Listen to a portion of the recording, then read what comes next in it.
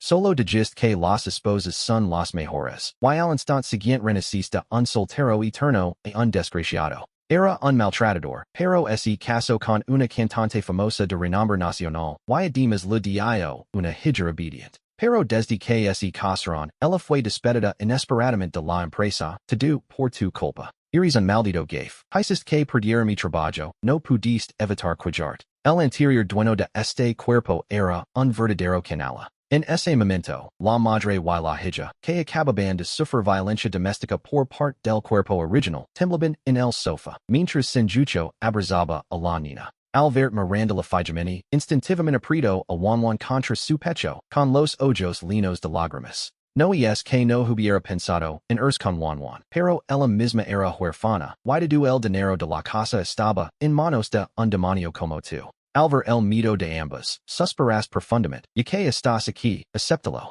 Luego te levantaste lentamente, encendiste la luz, una cálida luz naranja iluminó toda la habitación. Al ver el desorden que te rodeaba, te rascaste la cabeza, y te levantaste lentamente, encendiste la luz, una cálida luz naranja iluminó la habitación. Luego abriste la ventana para ventilar. Y luego, en silencio, recogiste las botellas de alcohol vacías esparcidas por la casa. Senjucho seguía abrazando a Juan, sentada en el sofá sin moverse. Solo que en sus ojos ese reflejo un destello de sorpresa. No te atreviste a molestar a madre y hija, sino que fuiste a la cocina a buscar un pano y limpiaste la mesa. Hasta que dejaste la casa impecable, y estabas empapado en sudor. Así que fuiste al dormitorio, tomaste ropa limpia y entraste al baño. Senjucho miró la puerta cerrada del baño. Su cuerpo tensó finalmente ese relajo. Observó la habitación que habías limpiado. Sus ojos mostraban una profunda incredulidad.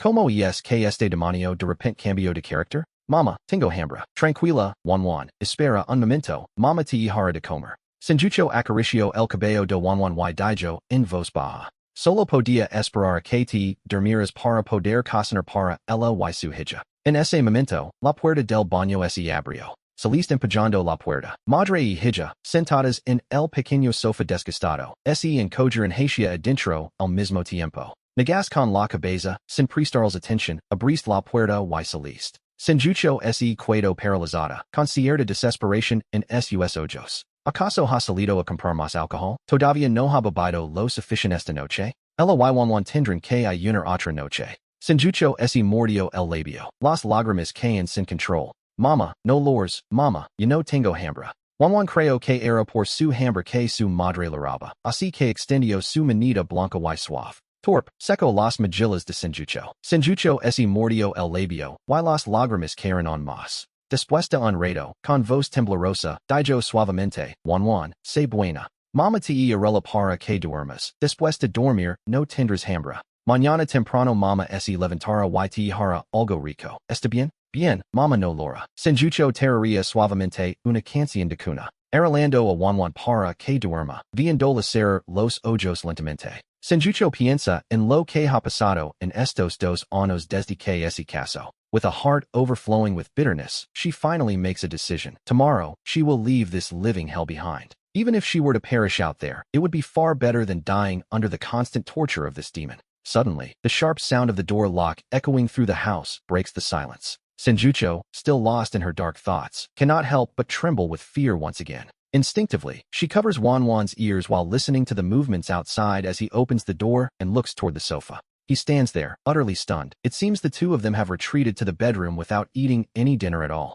He looks at the food in his hands, dazed, before placing it on the table and walking toward the bedroom door. Inside, Senjucho has kept her entire body tense this whole time, waiting for the worst. She listens as his footsteps slowly approach the bedroom, each one heavier than the last. Deep down, she prays he won't enter, but upon hearing his voice, Senjucho suddenly snaps her eyes open in shock. Then, to her surprise, she hears his footsteps gradually fading away as he retreats. The room falls into a sudden, heavy silence, leaving only the sound of Senjucho's labored breathing echoing in the dark. Without anyone noticing exactly when, little Juan has opened her eyes as well. She clearly heard his voice and is now staring at the closed door with a look of pure curiosity. That smelly daddy didn't come back to the room to sleep today, and besides, it sounded like he bought them food. At the mere thought of a meal, the hunger returns to her little stomach with a vengeance. She swallows hard, looking up at her mother with a gaze full of quiet expectation. Senjucho looks down, sees that hopeful expression on her daughter's face, and finally manages to gather her courage.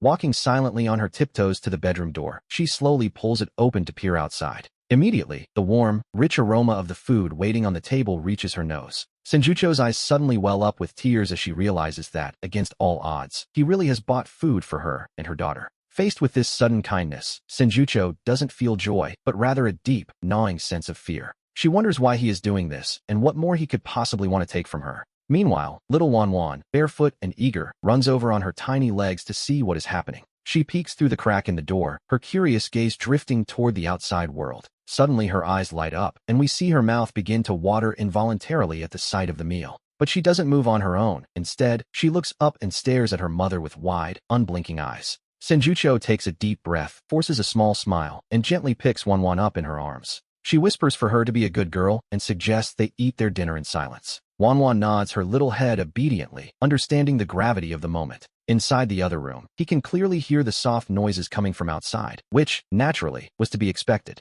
He lets out a long, heavy sigh, feeling the weight of the situation pressing down on him. He begins to think, realizing just after buying the food that he has overlooked a very practical problem. There were only about 1,800 left in savings in this house. He desperately needed to find a way to get more money. After a moment, he suddenly sits up straight, wondering how he hadn't realized the truth of his situation sooner. Realizing this is a parallel world, he excitedly grabs his phone and begins to scroll through the screen without stopping. A little later, a smile spreads across his face as he confirms this world is exactly as he remembered it. The cultural heritage and entertainment industry were completely different. For instance, cheesy songs that would make anyone cringe were actually capable of reaching the very top of the music charts here. He grips the phone tightly, his mind racing as he begins to search through his memories for a plan. As he sat there thinking, it turned out that classic songs from his old world were slowly beginning to surface in his mind. Little by little, he couldn't hold out any longer. Dragging his exhausted body to the bed, he finally drifted off to sleep. The following morning, at 6 o'clock sharp, he softly opened the door and stepped out of the bedroom. We see that the dining table and the kitchen were now spotless, which was surely the work of Senjucho. She must have spent her evening cleaning everything up after they finished their dinner last night. He stood there for a moment, lost in thought, before quietly slipping into the bathroom to wash up. He knew that Senjucho usually woke up at 8 in the morning to start cooking. This was because the old version of himself used to sleep until past 10, only waking up to start drinking alcohol. Only then, after he was done, were the mother and daughter allowed to eat whatever scraps he left behind. He let out another unconscious sigh at the thought, then finished washing himself as quickly as possible. Inside her room, Senjucho was already wide awake, though she didn't yet dare to step outside.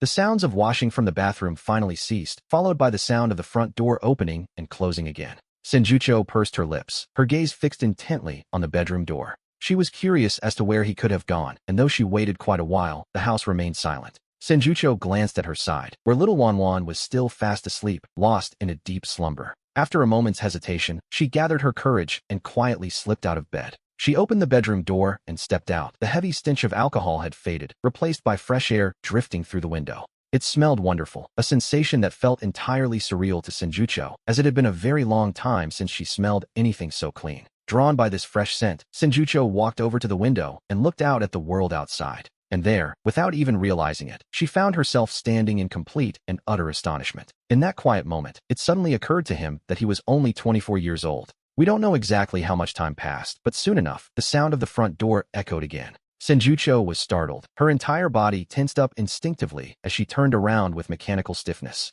And there he was, standing frozen in his tracks as well. To be honest, he hadn't expected Senjucho to be awake and out of bed quite so early. After washing up, he had realized there was no food in the house, so he had gone out to buy fresh meat and vegetables. He had even brought back a bag of rice, leaving them both standing there in a state of complete shock. It was only then that he could truly see his wife's appearance clearly for the first time. She was remarkably beautiful, far more so than any of the internet celebrities from his original world. However, she looked utterly exhausted, painfully thin, and her face was excessively pale, likely due to long-term malnutrition. Seeing this, he felt a wave of pain, self-hatred, and shame wash over him, leaving him unable to speak. How could anyone have mistreated such a beautiful wife in such a cruel way? He cursed his past self inwardly before finally managed a soft, "Well, good morning. I'm going to start cooking now," he said, being the first to break the heavy, awkward silence. He quickly gathered the groceries and hurried into the kitchen to get to work. Senjucho could hardly believe her ears. He had actually offered her a greeting. And since when had he learned how to cook? She watched the kitchen in stunned silence.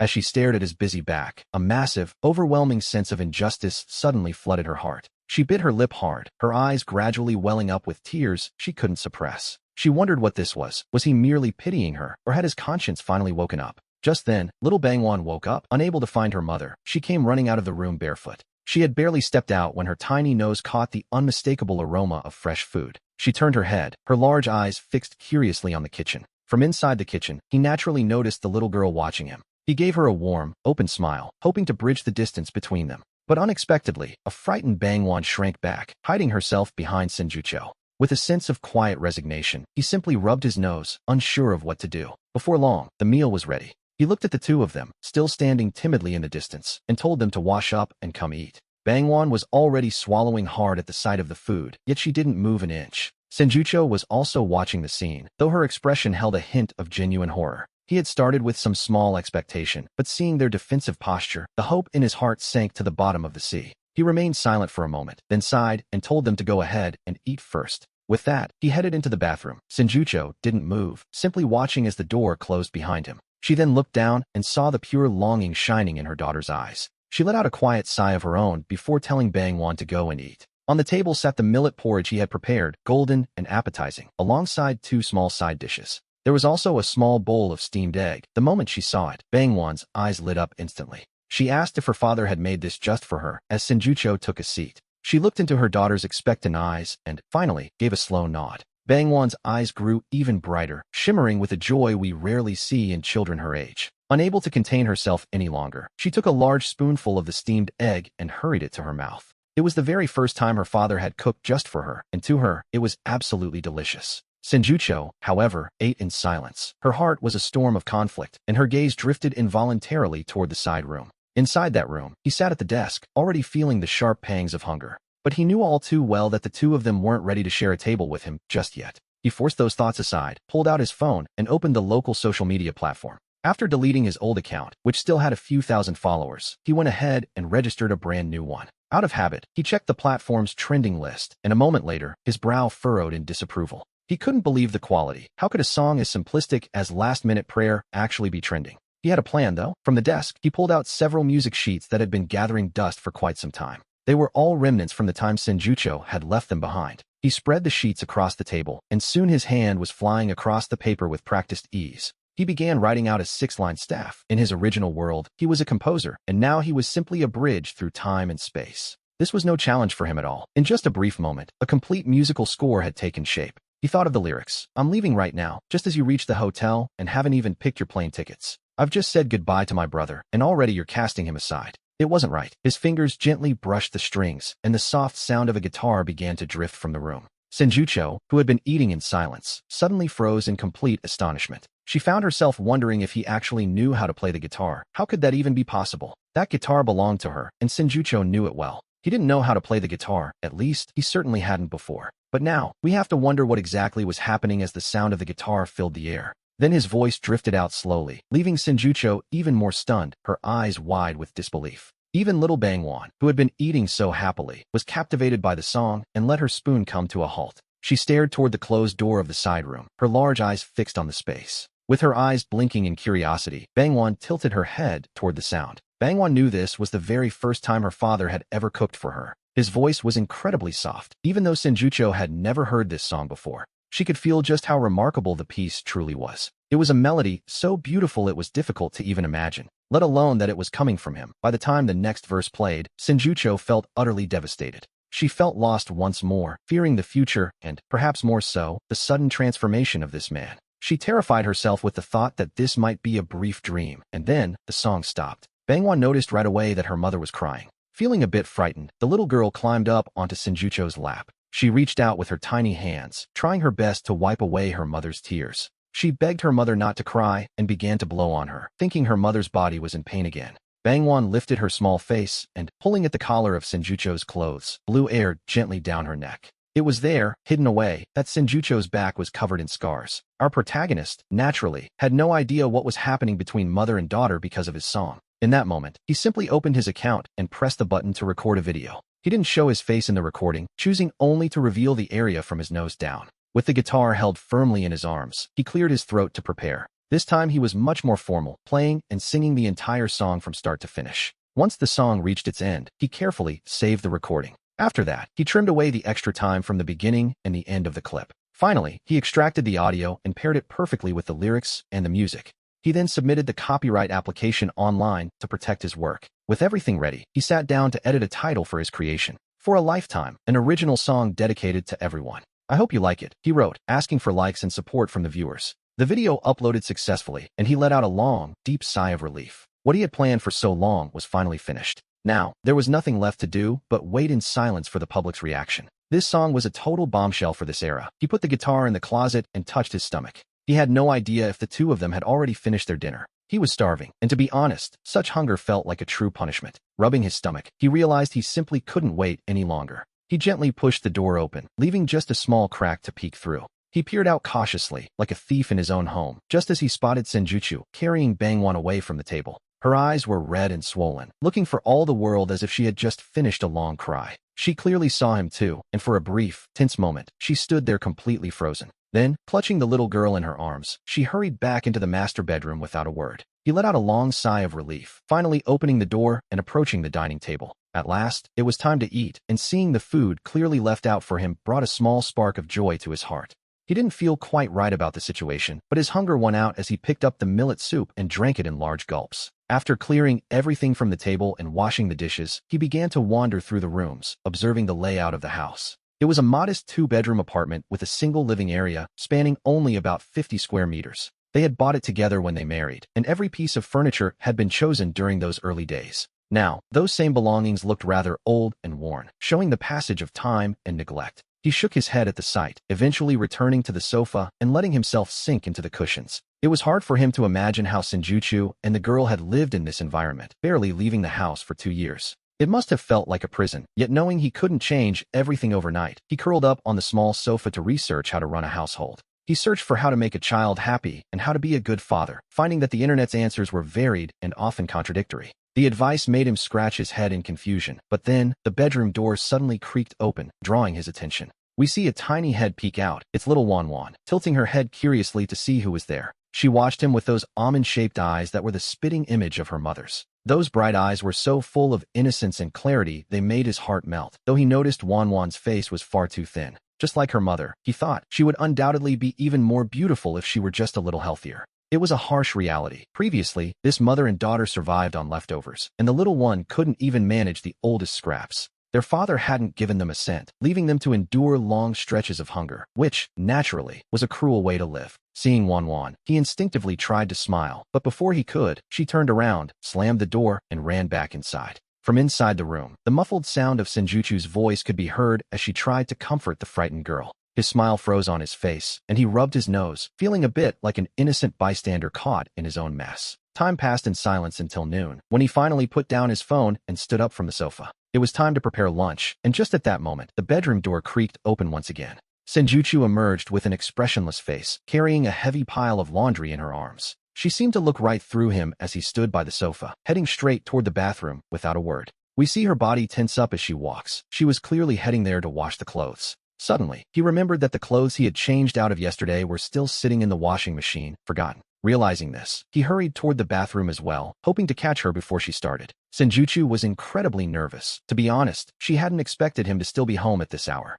Normally, he would have already headed out to drink with those low-life friends of his. As she heard his footsteps approaching, her anxiety spiked, and her small frame began to tremble slightly. He called out that his clothes were still in the machine, intending to take them out to dry. Senjuchu, who was already leaning over to open the washer, was caught completely off guard. She startled, losing her footing for a second, and recoiled toward the back of the bathroom in fear. He told her to be careful and suggested that she should go ahead and take her things out first. She whispered a quiet thank you, while he clenched his fists, his own hands trembling just a little from the tension. In her gaze, she could barely hide the simmering anger and the deep-seated pain. He had just clearly seen the reddish-purple bloodstains beneath Senjuchu's collar, a sight that changed everything. He gathered the clothes from the washing machine without looking at her again, simply speaking in a low voice. He told her he was going to prepare lunch and reminded her to call Bangwan when it was time to eat. Since Bangwan was still asleep, he suggested she go and wake the little one up in a while. Senjuchu shrank back even further, appearing extremely agitated by his sudden proximity. He knew that his presence only added to her pressure, so he rubbed his nose with a sense of resignation. Taking the laundry, he hurried to the balcony to hang it up before heading straight into the kitchen. Senjutsu remained paralyzed, clutching her clothes, until the sounds of the kitchen finally made her react. She trembled while loading the machine, her gaze drifting involuntarily toward the kitchen as she wondered what was happening. What was wrong with him? She instinctively touched her nose and suddenly froze in realization. She wondered when she had picked up that habit, standing before the machine and listening to the drum spin. Her heart was filled with utter confusion, and she stayed there until the wash cycle finally finished. She took out the clothes to hang them, while that man remained busy in the kitchen, working alongside Anko. As for little Bangwon, she didn't even wait for Senjutsu to come and call her. The little girl woke up on her own, rubbing her sleepy eyes with her tiny hands. A moment later, when she saw him bustling about the kitchen, her big, beautiful eyes began to shine. Driven by curiosity, she leaned against the kitchen doorframe, quietly watching his back as he worked. Senjutsu finished the laundry and turned to see this scene. Little Bangwon full of expectation, and him busy cooking. Senjutsu felt herself breaking down. She turned away quickly, leaning against the wall and covering her face as she sank to the floor.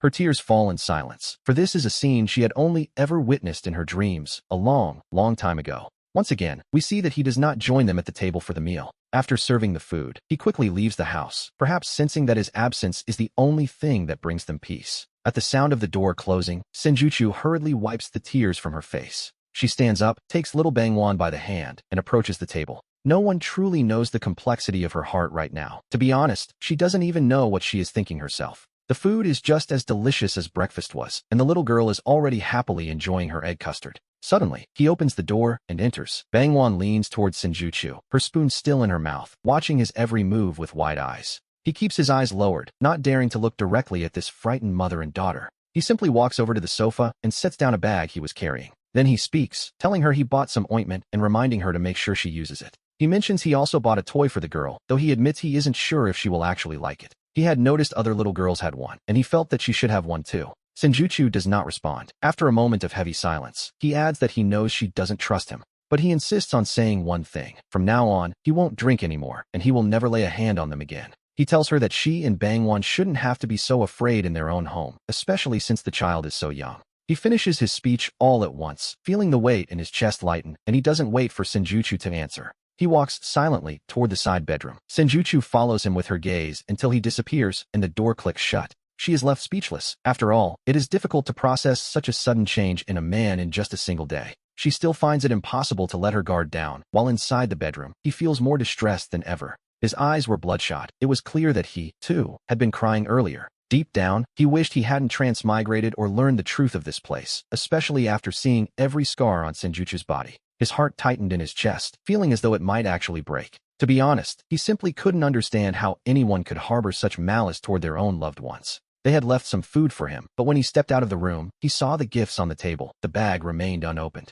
He pursed his lips and let out a heavy sigh, leaving him with nothing to do but sit and eat in silence. But just then, we see the door to the master bedroom creak open once again. Little Bangwon poked her small head out, watching him with a look of pure curiosity. He quickly forced a smile for her, trying his best to look welcoming. And this time, for the first time really, she didn't run away in a panic. His heart felt a sudden surge of relief. The heavy pressure finally eased thanks to that fragile little creature. He felt a sense of healing as he set down his chopsticks, summoning every ounce of tenderness he possessed. He called out to Bangwon softly. His voice made her tremble slightly, but she didn't retreat. Instead, she turned her head to look back into the bedroom, as if seeking permission. Then, as if she had been given a sudden boost of courage, she looked back at him. A tiny, tender, and fragile voice escaped her lips, calling him Papa. At the sound of that word, his entire body shuddered and his eyes filled with tears instantly. It was, without a doubt, the most beautiful sound he had heard since arriving in this world. Bangwon tilted her little head, watching him with confusion as he laughed and cried at the same time.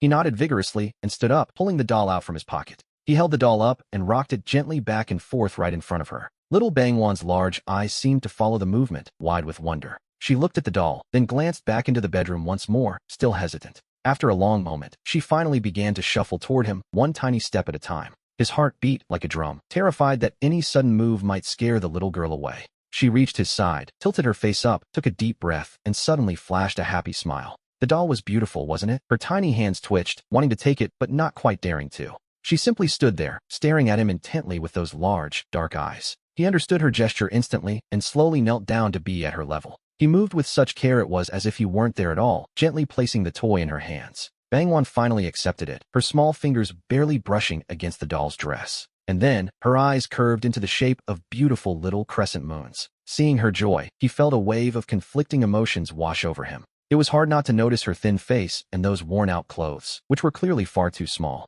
His heart felt a sharp, stinging pain, as if it were being pricked by 1,000 needles. She was only 3 years old, after all. Meanwhile, in the bedroom, Senjuchu heard her daughter's silver laughter and wept. A little later, Bangwon grew tired and fell asleep, clutching the doll tightly to her chest. She had looked at him one last time with a silly grin before scurrying back to the bedroom.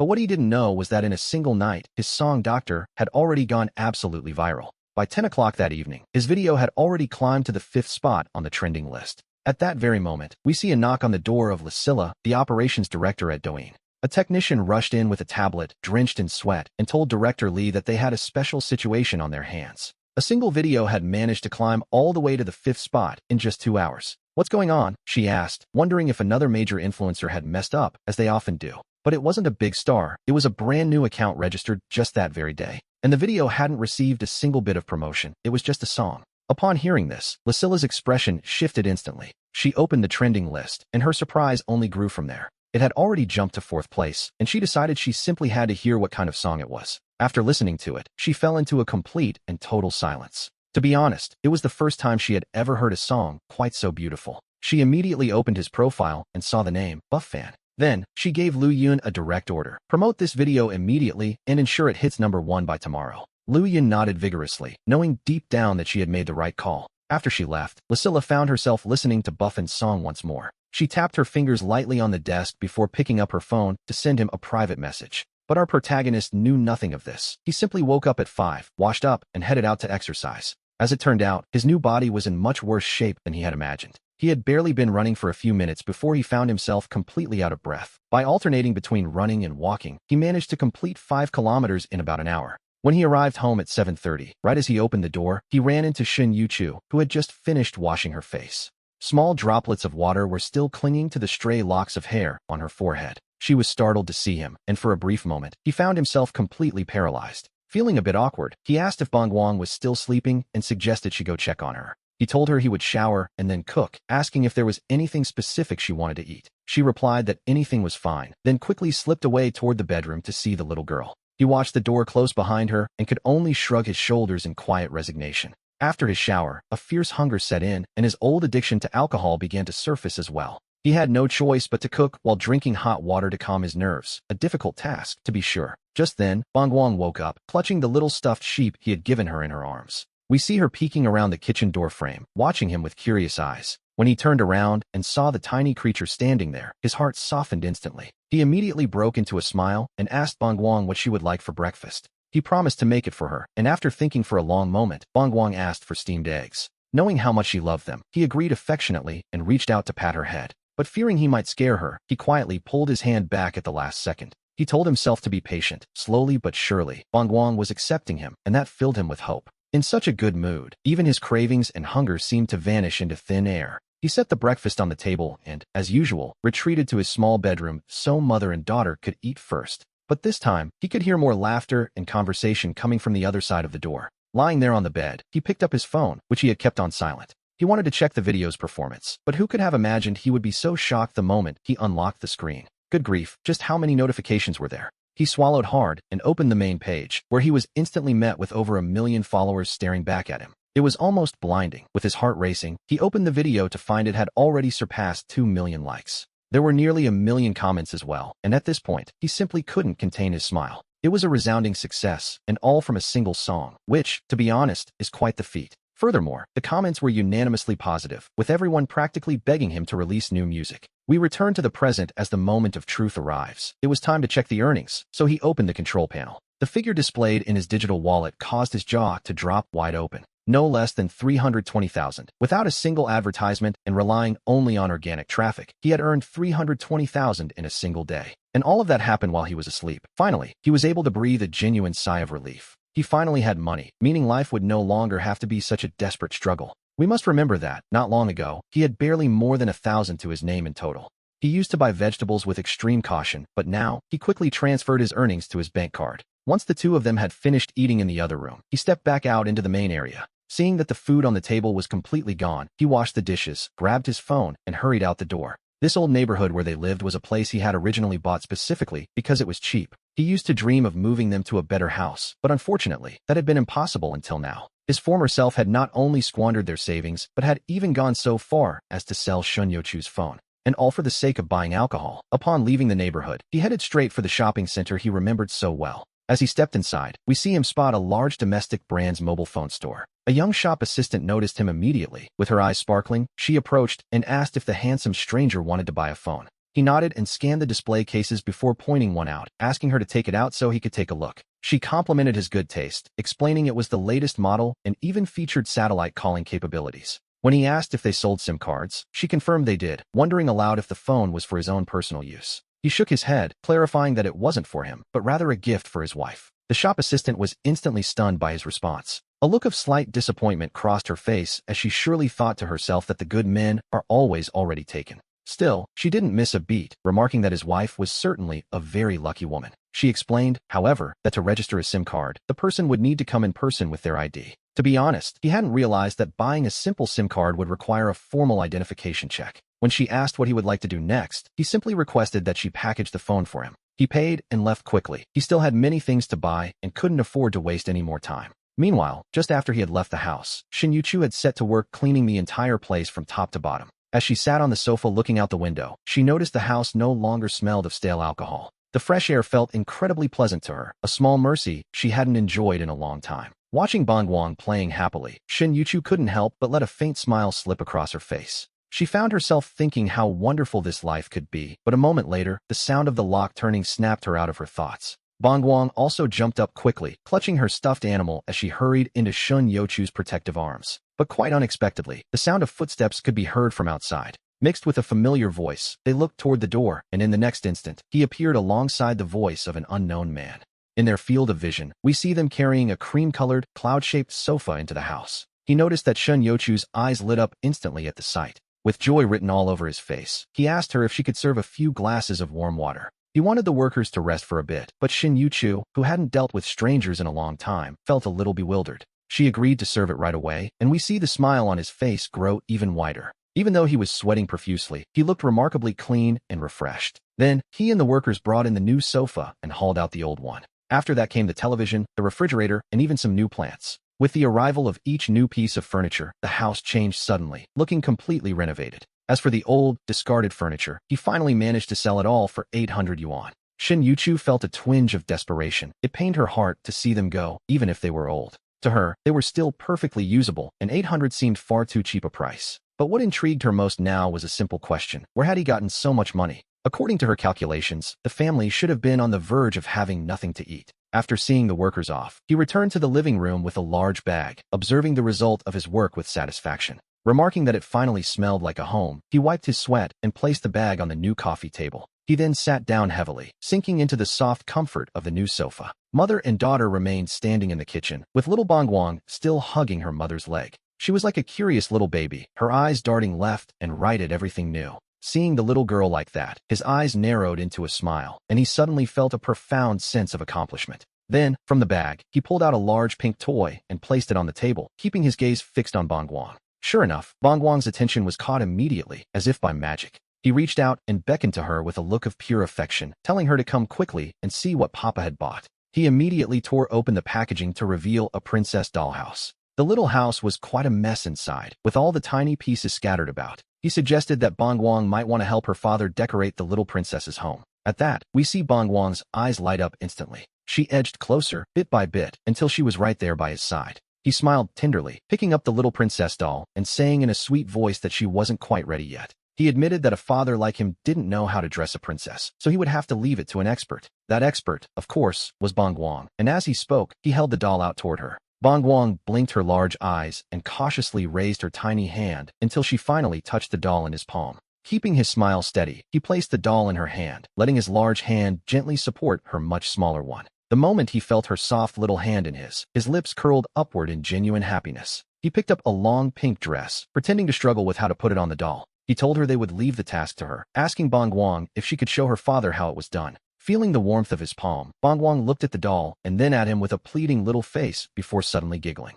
She decided that since Papa was so clumsy, she would just have to be the one to teach him. La pequeña se remostrando sus dinecitos blancos. Se apoya en tu pierna, y con movimientos torpes, le pone el vestido a la princesa. Tu también te ríes con ella. Aceptas con humildad las enseñanzas de la pequeña, aprendiendo como vestir a la princesa. En este momento, esta habitación no muy grande se vuelve de repente increíblemente luminosa. Y senjuchu esto apoyada en el marco de la puerta, mirando en silencio esta hermosa escena. Sus ojos pero ustedes, padre y hija, no jugan por mucho tiempo, a levantar la cabeza base senjuchu abstrata. La camisa celeste descolorida que leva puesta, ahora es inusualmente llamativa. De repente entre cierras los ojos, un pensamiento cruza, esto es un conjunto familiar. Fue cuando Bangwan cumplió 2 años, senjuchu lo compró a escondidas de ti, y por esa ropa. Ella recibió una paliza y su teléfono fue vendido. Al recordar esa escena, te quedas en silencio al instante.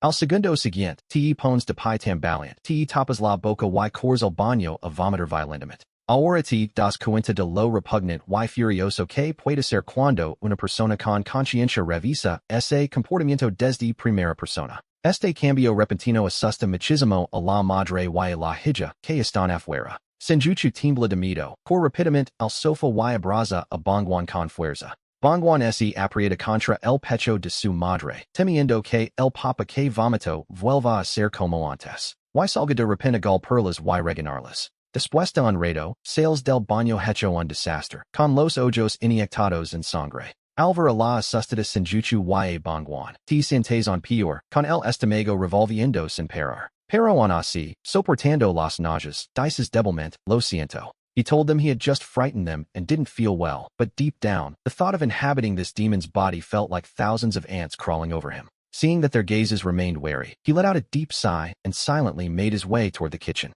He suggested that since Bangwan likely hadn't played enough, she should play a bit more while he prepared lunch. Senjuchu watched his profile intently, a face so familiar yet so strange, and finally, she gave a small nod. She sat back down on the sofa, keeping little Bangwan safely in her arms. Bangwan peeked her head out secretly, and upon discovering he was still that same affectionate father from before, the smile finally returned to her tiny face, remaining there until lunch was ready and the aroma of food floated through the room. However, Senjuchu watched as he served the food on the table and then silently retreated back to the side room. Her lips moved as if to speak, but in the end, she couldn't find a single word to say. During the meal, little Bangwan sat with her small spoon held thoughtfully in her mouth. Suddenly, with a furrowed brow, she asked her mother why her father wasn't eating there with them. Senjuchu slowly stirred a piece of sautéed meat, her favorite dish, which she hadn't eaten in a long time, because he couldn't stand spicy food. Upon hearing her daughter's question, she instinctively glanced toward the side room where he was hiding. Then she looked back and suddenly smiled, a smile that bloomed as beautifully as a spring flower.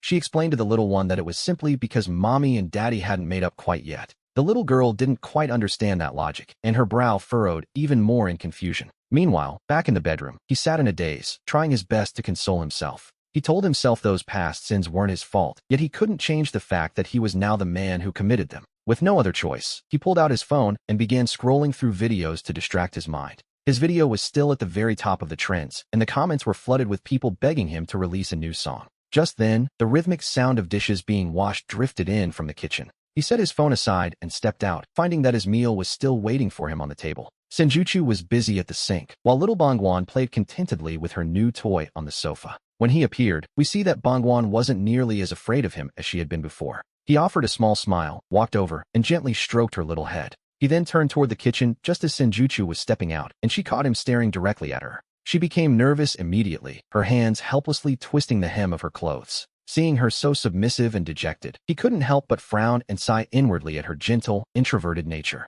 It was that very docility, he realized, that had made his former self feel he could mistreat her with such impunity. As he thought of this, his brow softened, and his expression relaxed almost instantly. He then reached for the coffee table, picked up the phone he had just bought, and placed it carefully on the table. Looking at Senjuchu, he told her in a soft tone that he had bought a phone for her. He asked her to see if she liked it, adding that there were a few things he wanted to discuss with her. He asked if she could sit down, and Senjuchu, who had been looking at the floor, suddenly raised her eyes to meet his. The first thing she saw was his gaze, clear, calm, and remarkably kind. A moment later, her eyes drifted down to the brand-new phone box sitting on the table. Senjuchu hesitated for a second, and after a brief pause, she let out a soft, barely audible sound of agreement. She moved slowly toward the sofa and finally took a seat. She asked in a very low voice what it was he wanted to discuss, forcing him to lean in just to hear her. But instead of answering right away, he picked up the box, opened it himself, and pulled out the new, light blue phone. He quickly finished the setup and handed it over to Shinjuku, telling her that this phone was now hers. He explained that she would need to get her own SIM card, though he had already saved his own number for her. If he wasn't home in the future, he told her, she could simply call him if anything happened.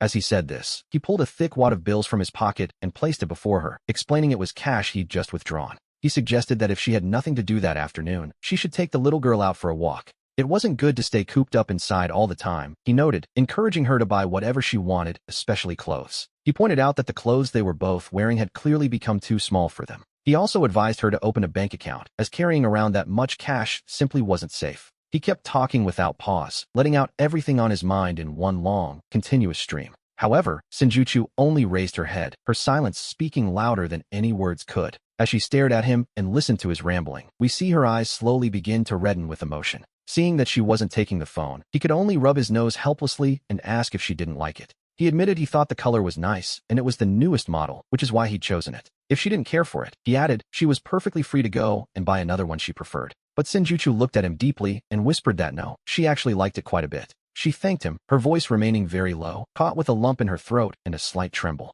In that moment, their eyes met unexpectedly, and he quickly looked away, feeling a wave of awkwardness. Deep down, however, he felt a sense of relief, telling her he was glad she liked it and that it was no trouble at all. Announcing that he was going to eat, he stood up and walked quickly toward the dining table. He began to eat with a hearty appetite, while Shinjuku sat there, still wondering where on earth he had gotten so much money. But she didn't ask any questions. She simply picked up the new phone from the table and examined it with great care. Beside her, little Bangwan leaned in as well, peering with curiosity at the shiny new object in her mother's hands. Shinjuku took a moment to gently stroke the little girl's head as they looked at the device. And there they were, the mother and the child, both staring at the phone as if trying to solve a complex puzzle. After finishing his meal, he found himself quite sweaty and wanted to shower, but since mother and daughter remained in the living room, he felt far too self-conscious. Eventually, feeling a bit frustrated by the awkward situation, he retreated back to the bedroom. He stayed there until 5 in the evening, when the air outside finally began to lose its sweltering heat. We see Shinjuku sitting on the sofa, hesitating for just a brief moment as she considers her next move. Then, she gathered the money from the table and took Bangwan by the hand to finally head out of the house. To be honest, it had been a very, very long time since little Bangwan had been allowed to step outside. She had always longed to go out and play, but her mother never took her, and her father simply never permitted it.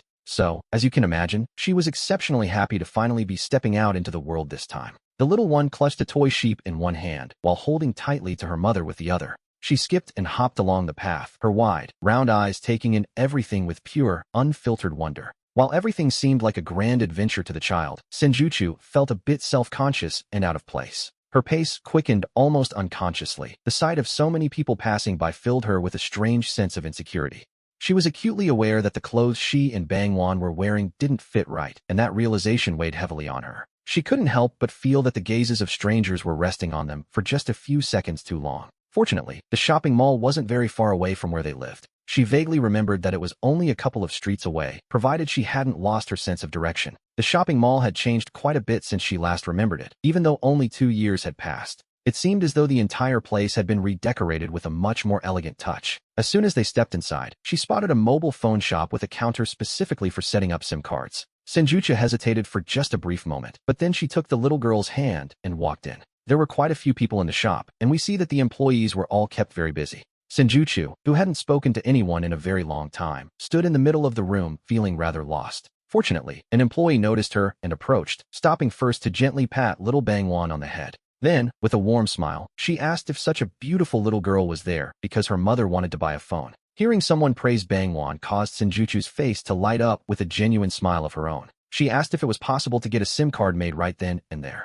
The employee kept smiling as she spoke, guiding her toward the counter and inviting her to follow along. She explained they had several plans to choose from, but first, she needed to know what brand of phone she had. If it happened to be the same brand as theirs, getting the SIM card would actually come with a discount. At the mere mention of a discount, Shinjuku's eyes visibly brightened with interest. She quickly pulled the phone from her pocket and placed it before the employee, asking in a low voice if this one would work. She added that she believed it was their brand and mentioned it had been purchased just that morning. The employee was momentarily taken aback, caught off guard by the sight of the device. She looked at Shinjuku more closely, remembering that very few of this newest model had been sold that day. Naturally, the employee's mind flashed back to the specific customer who had come in earlier that morning. She couldn't help but wonder, were this mother and daughter the family of that handsome young man from earlier? But then, a thought occurred to her. Why were they both so incredibly thin? Their clothes clearly didn't fit them well, and that young man didn't seem like someone who would mistreat his wife and daughter. The employee couldn't quite make sense of it, but she decided not to pry any further. Still smiling, she exclaimed, "Oh, so that handsome guy who came in this morning to buy the phone is your husband?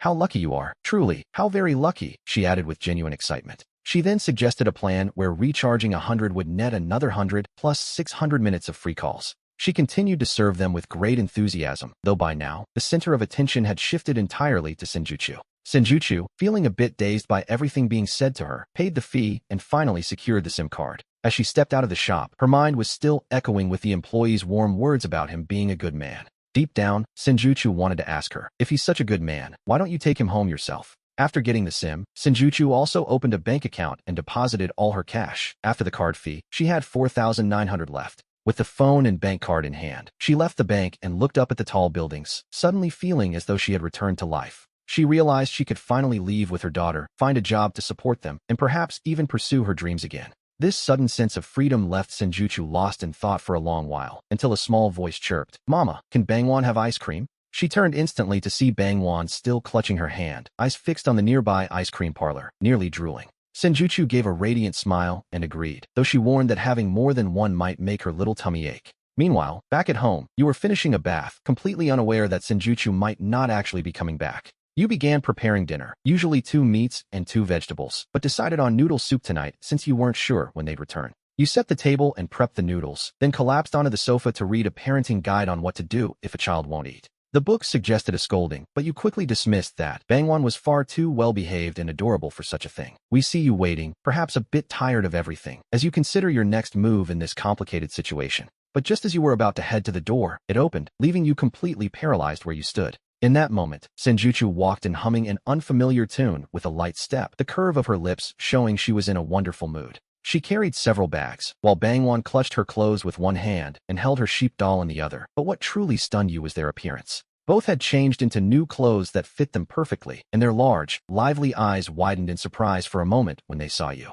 The next second, Bangwon leaned sweetly against you and called you Papa. Clearly, after a day of playing in new clothes, she was in high spirits. She hurried inside first, and you asked if she'd like noodles with 2 eggs, to which she chirped that she loved eggs and loved her papa even more. Outside the door, Senjutsu stood baffled by the breeze. The little one had just said she loved Mama most, yet she had switched sides in the blink of an eye. Bangwon didn't have to wait long, as the egg noodles were ready quickly. You set them down, patted her little nose, and habitually turned toward the bedroom. As you turned, the little girl unexpectedly grabbed the edge of your shirt and asked in her soft, sweet voice if you would eat with her. You met Bangwon's expectant gaze and hesitated, glancing at Senjutsu, who sat nearby, saying absolutely nothing, as if she hadn't heard a word. She continued eating her noodles with total naturalness, leaving you speechless at this complicated silence, a silence that felt almost like a form of torture. Trying to test the waters, you asked if you should stay for dinner, and Bangwon happily patted the chair next to her, inviting you to sit. With an awkward expression, you rubbed your nose and went to the kitchen for another bowl of noodles before taking your seat beside her. For the first time, Bangwon was surrounded by both her parents, and the smile never left her face as she ate with enough energy to empty her bowl. Eventually, Senjutsu had to step in and stop her from eating more to avoid an upset stomach, and only then did the little girl finally finish. After dinner, Bangwon's wish for everyone to play together faded. You were the only one who stayed to play, while Senjutsu retreated alone to the master bedroom. It was understandable, really. Letting you sit at the table was already a massive psychological effort for her, considering everything she had endured. If you were in her shoes, trying to get along with someone who had treated you like an enemy would be impossible. In fact, the old you might not even have a body left to find. You played with Bangwon until 9 o'clock, and though she was so sleepy her head was nodding, she still refused to let go of the moment. Quería ursa dormir durante ese tiempo también, no taste un problema muy grave Bangwon ya tenía tres años pero, on no sabía quitarse los zapatos solo para que te hagas una idea, un niño. Normal de tres años ya tiene edad de ir al jardín de infancia sabías que esto se debía al entorno familiar disfuncional anterior que no se podía solucionar de inmediato pero, en ACTE senches. Terriblemente angustiado fue entonces cuando ese, en yochu salió del dormitorio sin dejar palabras y, quedo mirando, en silencio a ti, y Bangwon, en el sofá, el mensaje, en sus ojos era claro. Lo entendiste al instante levantes de bongwan del sofa lu diste un beso, en su mejilla y con ojos sonrientes lu de gist bongwan es hora de dormir mañana papa. Jugara contigo veo los ojos de bongwan que casi esi, iseraben esi abriren un poco miro, tu rostro luego giro la cabeza y miro a sun yo chu y de repente entero su cabecita en. El cuello de Papa Bongwan quer dormir con Papa esta noche la repentina declaración te dijo desconcertado, y también hizo que el rostro de sun yo chu esi, oscureciera ligeramente lo peor, es que el air. Ese cuedo, en silencio marasta sun yo chu con cara de innocent esto fue idea de la pequeña, no fue que, tu la incitaras, sun yo chu aprieto los puños, en secreto esta pequeña ingrata. Después de haberla cuidado tanto tiempo en solo 2 días ya había sido corrompida por las balas de caramelo del enemigo, al final la pequeña ese salió con la suya, sun yo chu la asió rápidamente. Y la niña ese medio feliz en la cama de Papa Bongwan como, un coaliti y abrazo del cuello y no quería soltar tu la dejaste abrazar, así esta es la primera vez que te he visto en la vida de un niño que me acuestas. A dormir recordes los consejos de crianza de internet y entonces lo conté suavemente un cuento antes de dormir, pronto Bongwan sintiéndose increíblemente satisfecho ese cuento. Profundamente dormida una mañana Bongwan dormía profundamente tu como siempre, te levantes temprano abriste la puerta del dormitorio sigilosamente legaste la sala. Y te preparas para salir a correr, al momento siguiente como si no pudieras creerlo te frotaste los ojos la pomada que estaba en la mesita de la sala había desaparecido. Tu te acercaste a la puerta de la sala y no pudiste recuperar tu destino, con el sonido de las ruedas que te y tu voz. En el air era ten lina como si fuera una luz de luz, y en la noche tus ojos ese. Iluminaron gradualmente y una sonrisa de complicidad ese debujó en tu rostro hoy casa con el ánimo alegre entre correr ducher y cocinarte y tomo más de 2 horas despuesta. Preparar el desayuno hoy tenías otra tarea déspota, a tu hija Bongwan fue despertada por tu suave voz ella ese froto los ojos sonolientos. En cuanto te vio, una sonrisa adorable y tierna se fue extendiendo por su rostro. La pequeña extendió sus 2 bracitos suaves, como pidiendo un abrazo de papa. Inmediatamente extendiste las manos para levantarla con suavidad, le pusiste la ropa nueva que compraste y luego saliste corriendo a la verdad. Habías aprendido a cuidar niños en videos, pero la teoría sigue siendo teoría. Ahora que lo hacías, te diste cuenta de lo difícil que era. El cuerpo de la pequeña era demasiado delicado, no te atrevías a hacer fuerza. Por lo que todo el preciso fue torpe y desgarbado, especialmente al peinarla, te cinches sin fuerzas. Después de esforzar un buen rato, al final solo lograste hacerlo un moño torcido. Papa es un gran tonto. Dijo Bongwan al verse en el espejo con el pelo torcido, frunciendo los labios, en una burla. Lu pelascaste una risita, lo que hizo que Bongwan soltera una risita, y también extendió su manita para pelascar la nariz. Senjuchu salió del dormitorio, y vio esta escena tan calida entre padre y hija. No dijo nada, solo entró en silencio a la cocina para sacar el desayuno. Quizás en ella misma se dio cuenta, pero sus labios ya se habían cavado ligeramente sin caer. Después de que los 3 desayunaron sencillamente. No devolviste Bongwan a Senjuchu, sino que la lavaste al sofá y jugaron a las princesas. Pero esta vez, mientras jugaban, lo inculcaste en su cabecita algunos números muy simples. Del 1 al 10, después de descubrir los problemas de Bongwan, planeaste en secreto un plan. Durante el juego diario, cultivar su aprendizaje autónomo, empezando con números simples. Y luego con algunos conocimientos básicos de la vida. Irías enseñando a Bongwan poco a poco. Claramente no era algo que se lograra de la noche a la mañana. Pero por suerte Bongwan era muy inteligente. Antes nadie le había enseñado estas cosas. Ahora, bajo tu guía casual, ella recordó rápidamente algunos conocimientos. Además, notaste que desde que Senjuchu regresó parecía otra persona. Con un brillo que antes no tenía. Era una buena señal, y te hizo sentir mucho más aliviado. Senjuchu, mientras descargaba aplicaciones de plataformas y otros programas, observaba la interacción entre padre y hija. En ese momento también se dio cuenta de que lo estabas enseñando a Bongwan de forma ingeniosa. She watched him without a word, while a certain sweetness began to bloom in her heart. She had wanted to educate her daughter for a long time, but their previous family situation had been far too difficult. To be honest, she simply hadn't possessed the capacity to teach her like a normal mother would. Senjuchu eventually looked away, fixing her gaze instead on the screen of her new phone. As one might expect from a latest generation device, the applications were downloading with impressive speed. In just a few seconds, several of the apps were already finished and ready to use. The moment Senjuchu logged into her WeChat, a flood of unread messages suddenly appeared. They were from Chuchu, her former assistant who had stayed by her side for 2 years. We see that her WeChat contact list was actually quite small, containing only a few people. Aside from him, there were only messages from Chuchu, spanning from the time she married until just 2 days ago. She had been messaging nonstop, mostly asking about her situation, but Senjuchu had never been able to reply. Seeing this long string of messages, Senjuchu felt a flicker of warmth and decided to respond immediately. I'm sorry, Chuchu, I wasn't able to answer you before, but I'm doing well now. Please, don't worry about me. Barely 2 seconds after she sent the message, a reply flashed back instantly. Sister Sun, you've finally come back to life. Did you think you could just get married and never talk to me again? Sister Sun, you have no idea what it's been like since you disappeared. Rumors started flying at the company, especially from that annoying Lioli, who has become unbearable these last 2 years. She speaks ill of you to everyone, saying that you got exactly what you deserved. It was truly outrageous, and reading Chuchu's message, Senjuchu felt her lips tighten ever so slightly. Deep down, she felt Lioli was right. She really had gotten exactly what she deserved. Back at the company, she had always been ranked far above Lioli. It was only natural, then, that Lioli would act this way once she had retired. Chuchu, how have you been lately? Is everything going well? Senjuchu chose not to address the gossip, asking instead about her friend's own life. I'm fine, Sister Sun, don't you worry about me. I'm like a cockroach, practically impossible to kill. It's just that I miss you so much, Sister Senior. When asked if she would return to the stage, Senjuchu froze, a flicker of longing appearing in her eyes. Would she return? She turned her head to look at him, and then at little Bangwan. After a brief moment, we see that spark of longing slowly begin to fade away.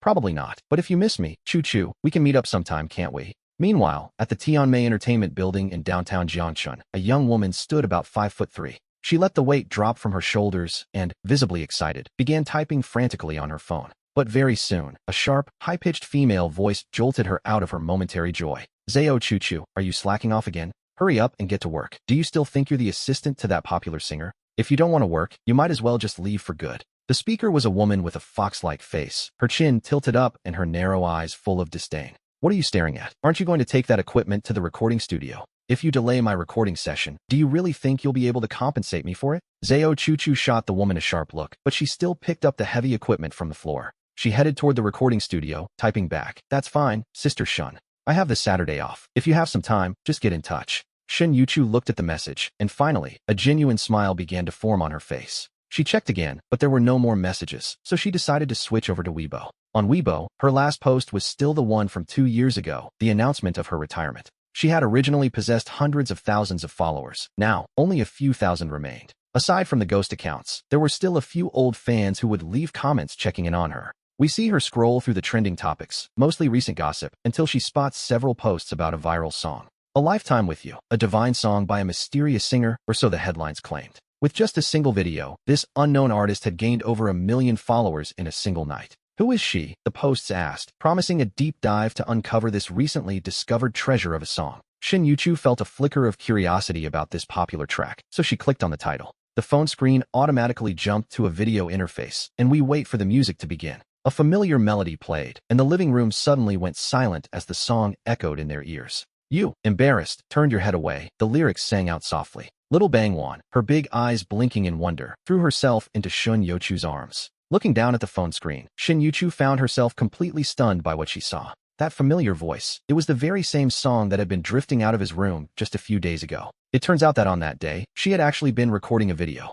Little Bangwan was the first to speak, extending her tiny finger toward the phone screen before looking up at Shin Yuchu. Daddy is on the phone. Yes, that's Daddy, Shin Yuchu replied, gently stroking the little girl's head. Now she finally understood how he had so much money to replace all the furniture in the house. With millions of likes on his video, how could he not have the money? It made perfect sense, really. She turned her head to look at him, noting his sharp profile with a complex, unreadable gaze, while Bangwan, satisfied with her mother's answer, threw herself back into his arms with pure joy. Her short little hands held his face, her large eyes sparkling with excitement. In her childish voice, she declared, Daddy is so sweet, and decided that she wanted to sing too. As those two soft hands pressed against his face, his expression began to soften significantly. He used his own large hands to cradle his daughter's face, acknowledging that Bangwan loves to sing as well. Yes, Bangwan narrowed her big eyes happily and nodded her little head without stopping. Then, overcome with happiness, she gave him a big, loud kiss on the cheek. Upon receiving such a precious reward, he practically lit up with joy.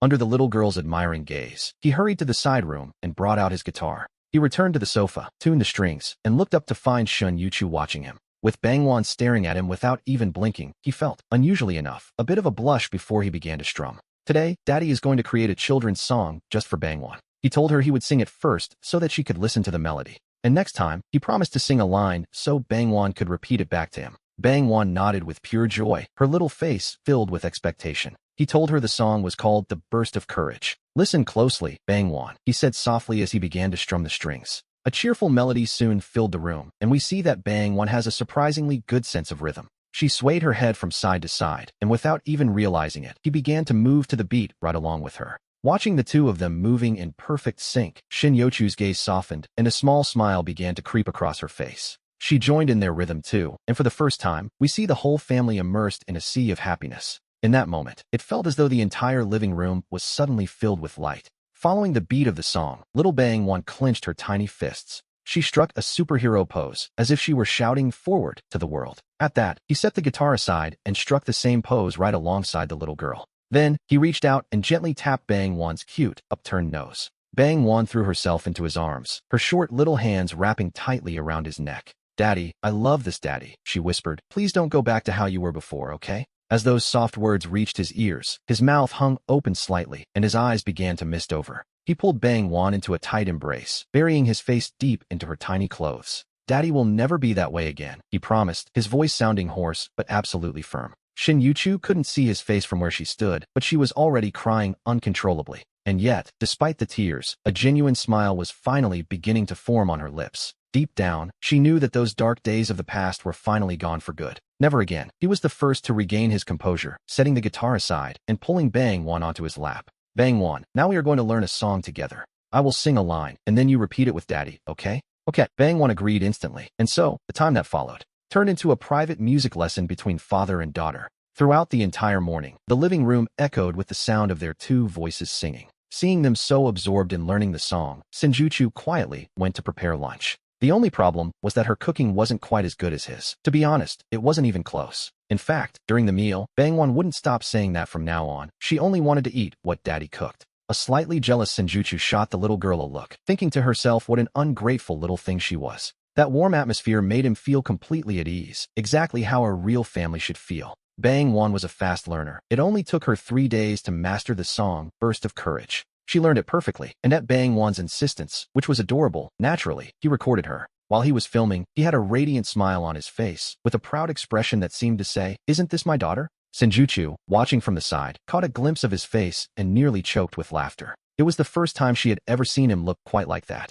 Over those 3 days, thanks to his improved behavior, the relationship between him and Shinjuchu had grown much better. At the very least, she was finally speaking to him again. And she did so of her own accord. No one expected the second video on the Buff Fan account to be a song. The song was another original, and it was just as beautiful as the first. Over at the platform's headquarters, Lu Yun discovered the video almost immediately. After watching it all the way through, she didn't hesitate for a second to give it the highest possible promotion. Such a sweet little girl, and such a beautiful song. Lu Yun was smiling like a proud aunt. Her grin was practically stretching from ear to ear. And then, just like that, the platform's trending charts exploded once again. The storm caused by the first song hadn't even settled yet. But before the first wave could recede, Lu Yun watched as the Burst of Courage storm took over everything. This time, the video's popularity hit even harder than the last. In a single afternoon, the likes reached 5 million, and the comment section was becoming impossibly crowded. This meant that by nightfall, he had to silence his phone once again to get any peace. Sitting on the sofa with Bangwon in his arms, he spent the evening reading through the endless stream of comments. The comment section was full of such talented and witty people that he found he couldn't stop reading. "If I had a daughter like that, I wouldn't let any punk get within miles of her." That was the most liked comment of them all. And then, Saturday arrived. He had just finished his morning run. As he opened the front door and wiped away his sweat, he saw Shinjuchu in a new sleeveless nightgown. She was just stepping out of the bathroom, clearly having just showered, drying her hair and her face. Her cheeks were slightly flushed from the heat of the water. They stood there, staring at each other, and suddenly a verse of poetry came to his mind. Natural beauty without artifice, like a lotus flower emerging from clear water. He began to blush. Even though they had been married for over 2 years, this feeling was like that of a young couple just starting out. How had it only just begun? "Good morning," Shin Yuchu said, trying to calm herself as she greeted him. Her steps toward the bedroom quickened, almost without her realizing it. He gave a brief reply, and Shin Yuchu didn't say another word. She hurried to the bedroom as if she were fleeing. He smiled with resignation, shaking his head to clear away those wild thoughts. Humming a little tune to himself, he stepped into the bathroom. Showering, cooking, and waking up Bang Wan. It was the usual three-step daily routine. When he opened the bedroom door, we see that Bang Wan was still fast asleep, her little mouth slightly open. She was sprawled out across the big bed with her legs wide apart. After several days of regular meals and proper sleep, her face looked much more radiant. Although she was still quite thin, her overall mood had visibly improved. He sat on the edge of the bed for a while, just watching her. Then, he leaned over and gently pinched her nose. Bang Wan, wake up, it's time to eat. The little girl on the bed let out a tiny pout. She opened her eyes slowly, and, upon seeing him, the corners of her lips curled up uncontrollably. Then, she slowly reached out her tiny hands and wrapped them around his neck. Daddy, she said in a tender, cuddly voice. For the past 2 days, the little one had been washing her face and teeth all by herself while he stood by her side. He would put the toothpaste on for her and hand her the towel. Bang Wan was very clever. It had only taken him 2 days of teaching her. And just like that, she had mastered the skill. Shin Yuchu also emerged from the bedroom then, her long hair tied up in a high bun. She had tied her hair into a small bun at the top of her head, a look that made Shin Yuchu practically glow in his eyes. He nodded to himself, thinking that this was exactly how a woman in her 20s ought to look. Still, she remained far too thin. He was certain she would be even more beautiful if she gained just a little weight. Shin Yuchu was still feeling rather nervous, her cheeks flushed with a soft, lingering blush. It was the first time she had styled herself this way at home, and she couldn't help but wonder if it actually suited her. She looked up and saw him taking care of Bang Wan, then quietly made her way to the table to sit down. His eyes had seemed to brighten just a moment ago, which surely meant she looked good, didn't it? Wait, why did his opinion matter so much? Annoyed with herself, Shin Yuchu puffed out her cheeks and stirred distractedly. She poked at the food in her bowl with her chopsticks, angry at her own inability to be more firm. At that moment, we see him sit down as well, bringing along a freshly washed and tidy Bang Wan. Bang Wan called out sweetly to her mother, then picked up her special spoon and looked at the golden millet porridge. She took a spoonful of the golden porridge sitting right in front of her. Then she asked if he could go out with them today, while he was busy enjoying his meal with his head down. Hearing Shun Yuchu suddenly speak up, he raised his head and looked at her with a hint of confusion. Shun Yuchu nodded without meeting his gaze, though her earlobes had already turned a bright, telltale red. That's fine, he replied, sounding more than willing to go along with the plan. A little later, they hailed a taxi to head toward the Wanda shopping mall in the center of the city. Shin Yuchu and her former assistant, Zhao Chuchu, had arranged to meet at a milk tea shop there. The reason they were bringing him and Bang Wan along was simply because Zhao Chuchu wanted to see the little girl. And lately, the little one had become his shadow, following him wherever he went. She won't leave your side, so we see that you're simply taking advantage of the little one's devotion. After 2 long years, she was finally going to see Sister Shin once again. Zhao Chuchu was understandably excited, having already bought several milk teas in anticipation. She sat there, her gaze fixed intently on the entrance of the shop. Zhao Chuchu had worked with Shin Yuchu for a year and a half, and they were as close as sisters. Shin Yuchu had always been so kind to her, but it was a pity she ended up staying with a man like him. She simply couldn't understand why Sister Shin chose to be with a man who was, frankly, worth nothing. It made no sense to her. She had tried to advise Shin Yuchu back then, but the woman was quite determined. She wouldn't listen to reason. As Zhao Chuchu's thoughts wandered, she suddenly caught sight of that familiar figure. She was holding onto a little milk bun who came skipping through the shop door. Her eyes lit up, and she stood up abruptly, waving her left hand and calling out for Sister Shun. Hearing the voice, Shin Yuchu looked up and saw Zhao Chuchu waving enthusiastically. A smile spread across her face. It seemed Chuchu hadn't changed a bit. She was still just as lively and cheerful. As they drew closer, we see more than just joy in their eyes. There was a moment of dazed silence. Meeting again after so long, they could hardly contain their emotions. Zhao Chuchu looked closely at Shin Yuchu, and her eyes began to grow even redder. She took Shin Yuchu's hand and pursed her lips, noting that Sister Shun had grown far too thin. Is that man not treating you well? Where is he anyway? I'm going to give him a piece of my mind for you. Shin Yuchu simply pressed her lips together. She sat down next to Zhao Chuchu, settling Bang Wan beside her before she began to speak. Chuchu, don't worry. He treats me well now, she said, trying to reassure her friend. And what about you? After I left, how has work been going for you? I'm doing well too. Sister Shun, you have no idea how much I've missed you. We see them asking each other about their lives, and after chatting for a while, Zhao Chuchu finally turns her gaze toward the little one sitting beside them. The girl had been quiet and obedient the whole time, but Chuchu had been focused solely on catching up with Shin Yuchu. She hadn't looked at her closely until now, and as she does, her eyes light up immediately. The child looks so much like Shin Yuchu, as if they had been cast from the very same mold. Especially those large, lively eyes. With just one look, it's impossible not to grow fond of this little girl. Sister Shun, is this Bang Wan? She is absolutely precious. Zhao Chuchu says this as she rises from her seat to get a better look. She kneels down in front of the little one, reaching out to gently touch her face. Then, she frowns slightly. The little girl is just as thin as Sister Shun, which is a bit concerning.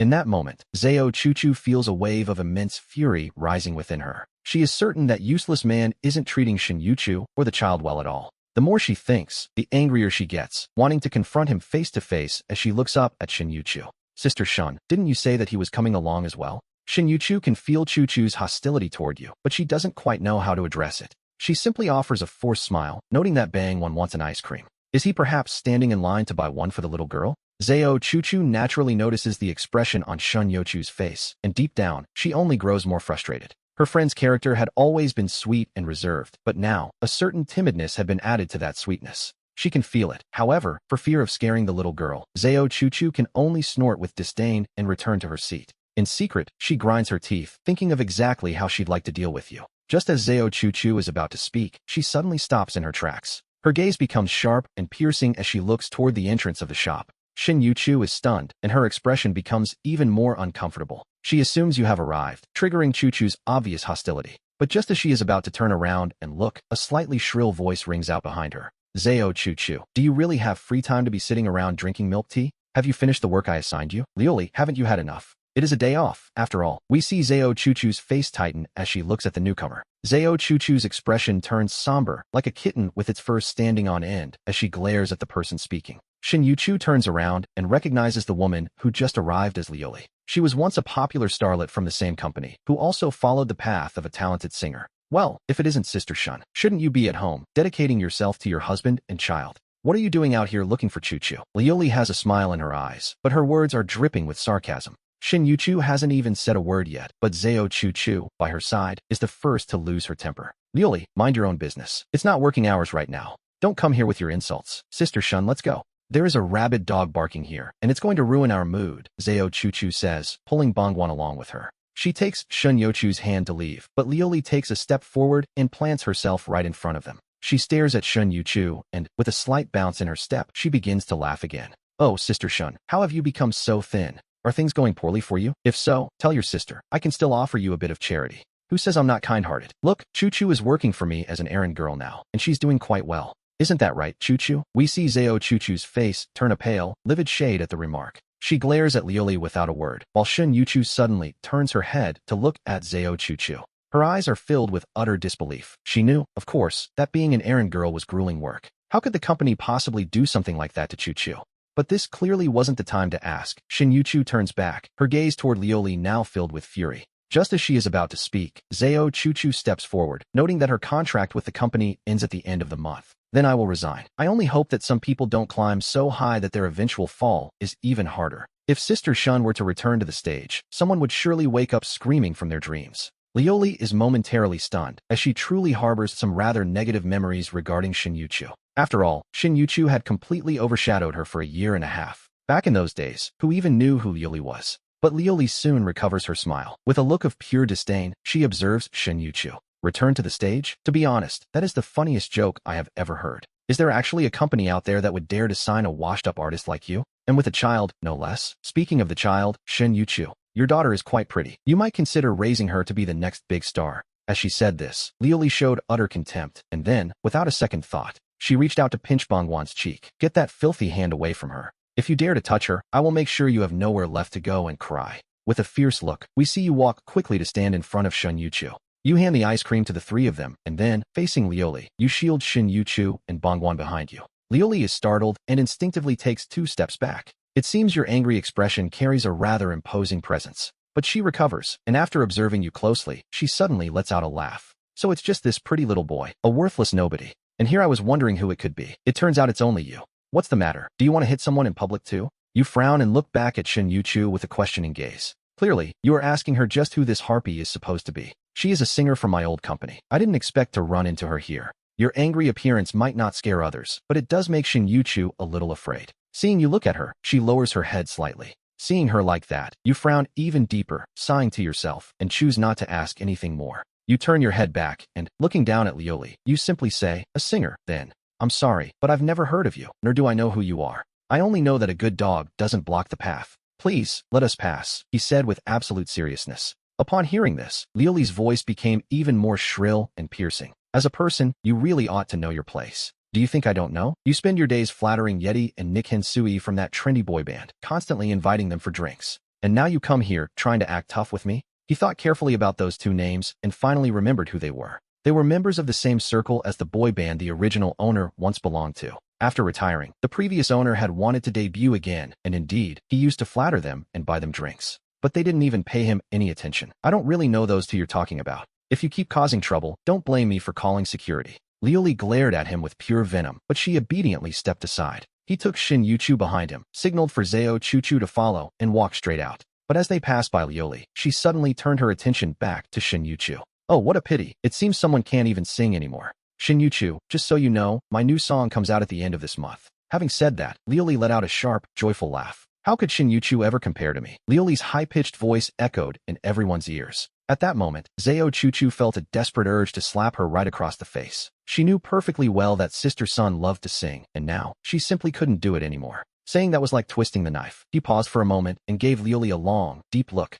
Then, without showing any expression at all, he continued walking toward the exit. Shin Yuchu said nothing, only biting her lips slightly as they moved along. However, in that very moment, a child's voice suddenly rang out, clear and firm. Mommy sings better than you, mean Andy.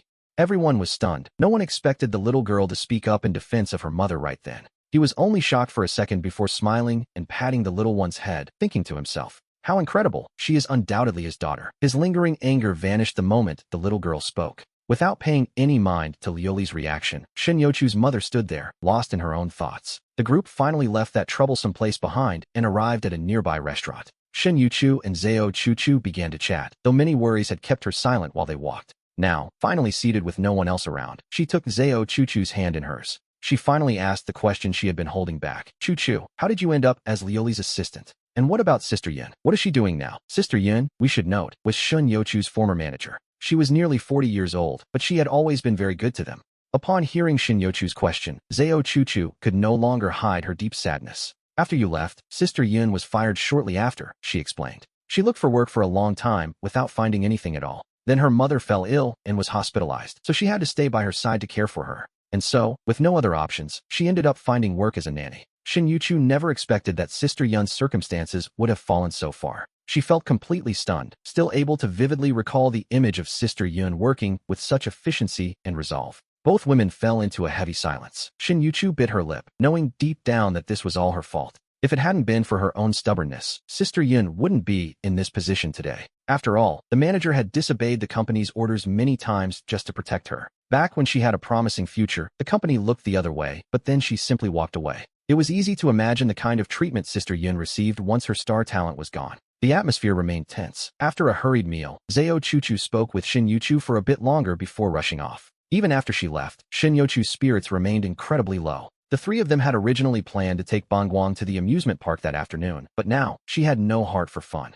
Our protagonist could clearly sense her mood. He wanted to say something to comfort her, but in the end, he stayed silent. To be honest, he didn't quite understand why Shin Yuchu had seemed to be under a spell back then. She had been so determined to marry him, a fact the original owner of this body didn't know, and he knew even less. Shin Yuchu wanted to go home and be alone, but seeing Bangguang's expectant gaze, she couldn't bring herself to be cruel and disappoint her. And so, despite the heavy hearts of the adults, the three of them headed to the amusement park. The little girl was overjoyed. Imagine the scene, as this was the very first time she had ever visited such a place. She took his hand, eager to run inside, and seeing this, Shin Yuchu made a conscious effort to cheer up. She didn't want Bangguang to remember her first visit to the park as a sad memory in the years to come. The family started their afternoon on the carousel before moving on to try out several other attractions. Our story continues as the sky gradually darkened without them even noticing, and the park began to glow with colorful lights. Their final stop was the Ferris wheel. By the time he stepped inside with Bangguang in his arms and Shin Yuchu by his side, the little girl was already fast asleep.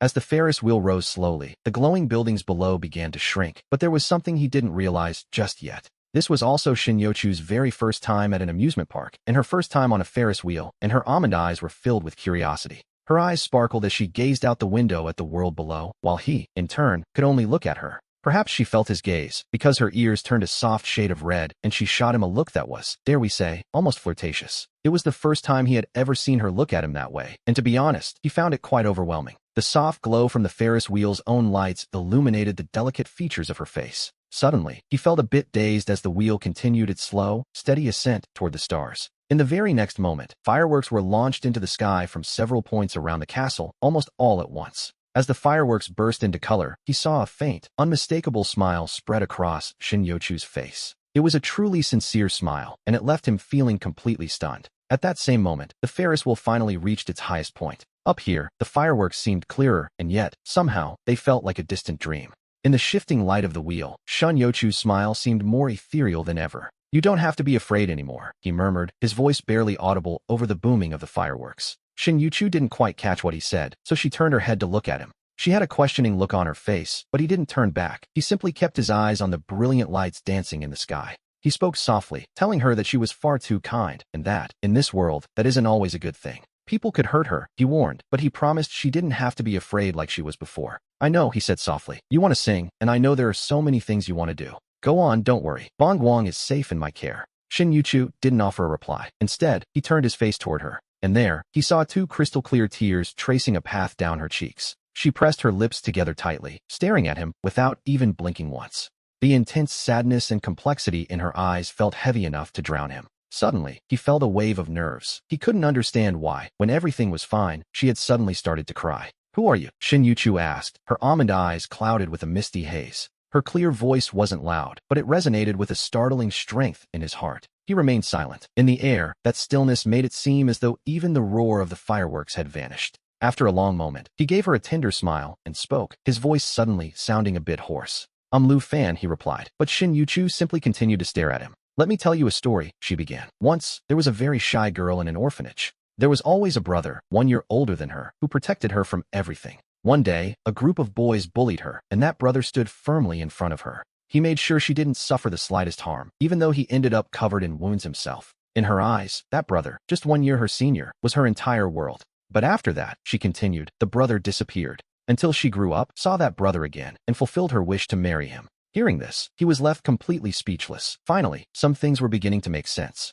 Shin Yuchu continued her story, explaining how she had found that brother again and fulfilled her dream of marrying him. Upon hearing this, Lu Fan was left completely speechless. Finally, certain things were beginning to make sense. Shin Yuchu lifted her head, her eyes shimmering with a fresh veil of tears. She looked so profoundly lonely and pitiable, having finally revealed the secret she had guarded while no one understood her stubbornness. Everyone else thought her devotion wasn't worth it, yet she remained convinced it was, even if the results had been devastating. She had regretted her choices countless times, at least until he appeared, the man standing before her now. She asked him once more who he really was, and he simply told her again that he was Lu Fan. That was enough. Suddenly, he could truly feel the weight of everything Shin Yuchu had been carrying. Seeing the genuine tenderness and affection in his eyes, she could no longer contain herself and threw herself into his arms. She competed with little Wan Lan for a spot against his chest, sobbing quietly until the child finally woke up. With her eyes still blurry from sleep, the little girl looked on in confusion as her mother occupied her favorite spot.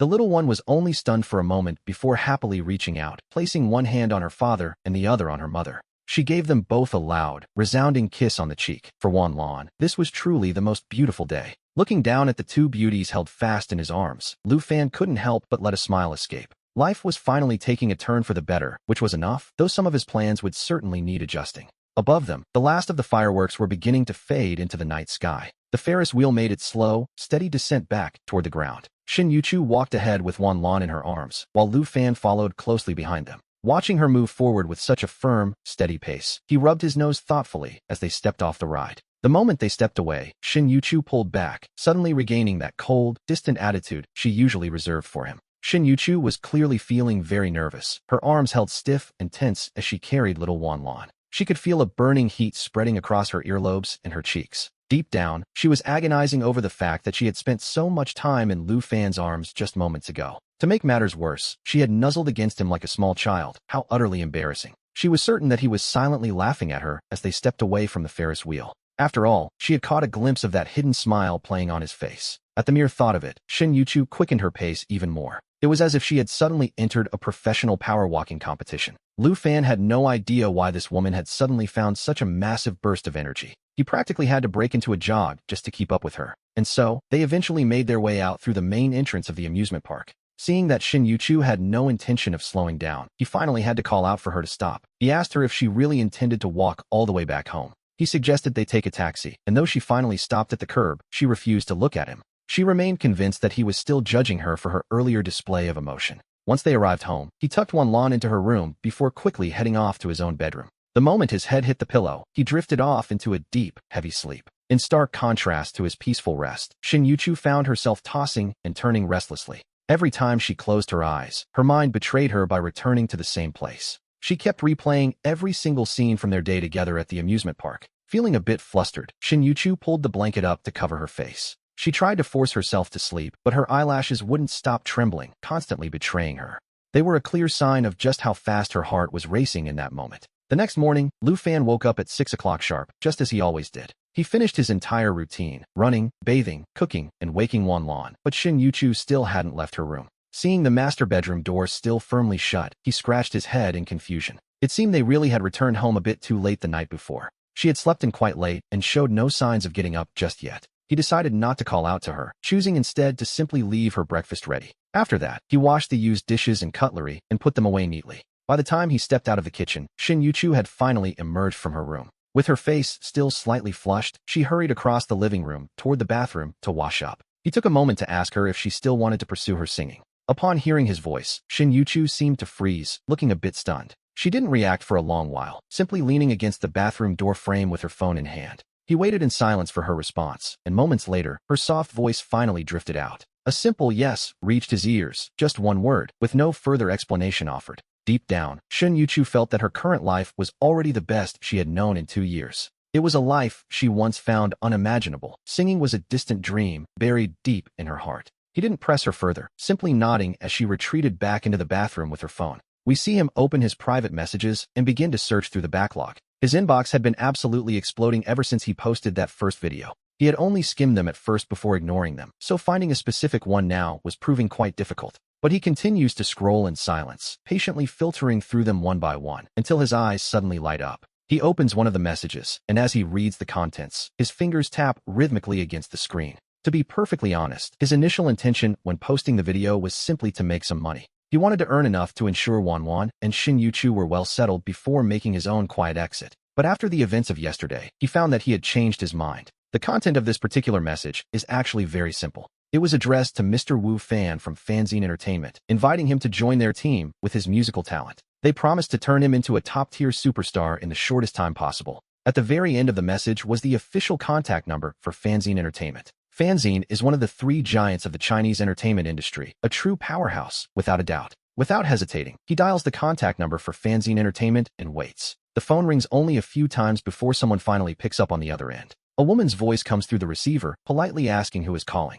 He introduces himself, explaining that his account name is Wu Fan and that he received an invitation from their company. He asks if they can speak now, mentioning he is at the Shanghai headquarters if they are ready for the call. The person on the other end is a bit stunned. They hadn't expected this creator named Wu Fan to actually call back after so many days. They had assumed, quite naturally, that he simply wasn't interested in entering the world of show business. "Hello, are you still there?" he asks, after hearing nothing but silence from the other end. Lucia suddenly snaps back to reality, and an uncontrollable joy spreads across her face. We have to admit that these days, the most popular thing on the internet is undoubtedly this mysterious man. Mr. Wu Fan, I am Lucia, the Deputy Director of Human Resources and Administration at Fanzine Entertainment. Do you want to join us? Directorly, I'm sorry, but for now I have no intention of entering show business. However, I would like to recommend a singer to you instead. Would your company be interested? He asks, leaving Lucia feeling rather disappointed. She shakes her head with a bitter smile, her expectations having been quite different. The one she truly wanted was Wu Fan himself. "Mr. Wu Fan, look," she begins. "I am only a deputy director. If it were you coming to us, with your current fame,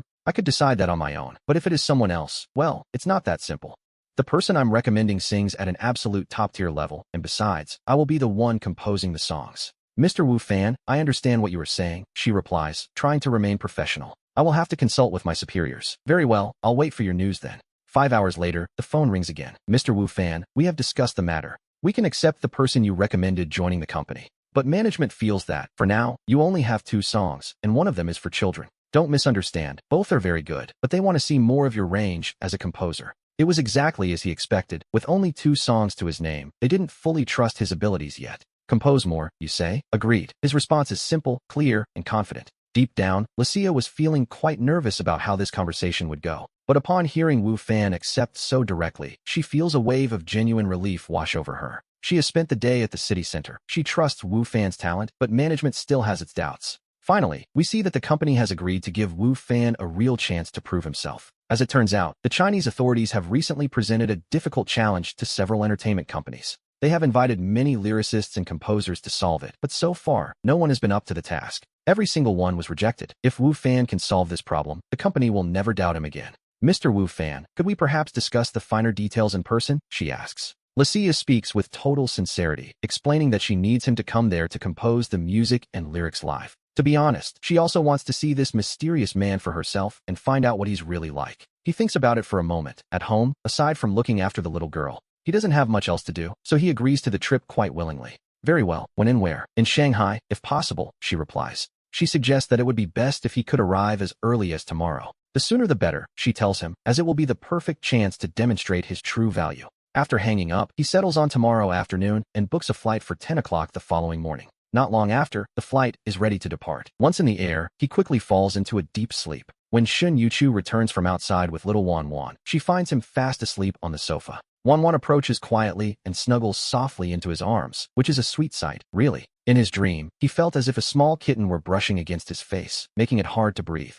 He woke up suddenly, with the joyful laughter of little Wan Wan echoing in his ears. Looking down, he discovered it was his dear daughter who had been pinching his nose with her soft little hands, telling him it was time to eat. He smiled knowingly, feeling that these days weren't bad at all. Not bad at all, really. The delicious aroma of food began to waft in from the dining room. It made his stomach growl with hunger, and just then, Shin Yuchu emerged from the kitchen carrying 2 bowls of rice. She looked at him and said softly that since he hadn't woken up, she had gone ahead and prepared the meal. He remarked that it looked and smelled wonderful, and upon hearing his praise, she felt a quiet sense of pride. Shin Yuchu blushed slightly, nodded, and returned to the kitchen to bring the last of the rice to the table. While the family ate, he placed a piece of fried meat into Wan Wan's bowl and then turned toward Shin Yuchu. He told her that he had to go away tomorrow, though he wasn't sure how many days he would be gone. Shin Yuchu was sipping her soup, and hearing this so suddenly, she choked and couldn't stop coughing. He hurried to hand her a napkin, his expression filled with genuine concern. Shin Yuchu took it, turned away for a moment, and wiped her mouth. Hearing that he was leaving so abruptly left her feeling quite confused, to be honest. Deep down, she wasn't sure if she should even ask him where he was going. Only a week ago, she had wanted to run away from him, but now that he was leaving, things felt different. Without knowing exactly why, she felt a certain reluctance to see him go. The little one asked where he was going, and he stroked her head, saying he was going to find a job for her mother. Then he looked at Shin Yuchu and apologized for deciding things for her without asking first. He explained that he hadn't mentioned it sooner because everything wasn't quite ready yet. He explained that a company had finally reached out, asking him to come and negotiate a deal. If they could close the deal, she would be able to return to the stage and perform openly once again. Fancy entertainment, he suggested, would likely be a very good option for her future. Did he really want her to sing again? Shin Yuchu looked at him instinctively, seeing how serious he appeared. As they locked eyes, Shin Yuchu's gaze, usually so guarded, suddenly began to fill with tears. Her eyelids reddened slightly, and her beautiful expression grew as soft and sweet as still water. This reaction caught him a bit off guard, to be honest, so he lowered his head and focused on his rice. Shin Yuchu never imagined the day would come when she could sing again, let alone that this man would be the one to make it happen. She whispered a soft thank you, telling him just how much she truly loved to sing. Though Shin Yuchu spoke quietly, her tone grew firmer and more certain with every word. He knew she loved it, and more than anything, he wanted Chuchu and Bongguan to have a better life, free from harassment. Ever since he had found Shin Yuchu again, he hadn't stopped worrying about their well-being for a single moment. He told her not to thank him, insisting that her happiness was the only thing that mattered. That was enough for him. He looked up at her and offered a gentle, sweet smile. The next morning arrived. He told them he would be back soon, estimating he'd only be gone a day or two. He told them not to worry as he called a taxi for the airport, turning back one last time to speak with Shin Yuchu. She simply nodded, though we can see a clear hint of nostalgia and longing lingering in her eyes. It was quite ironic, really. Only a few days ago, her only wish had been to run away from him.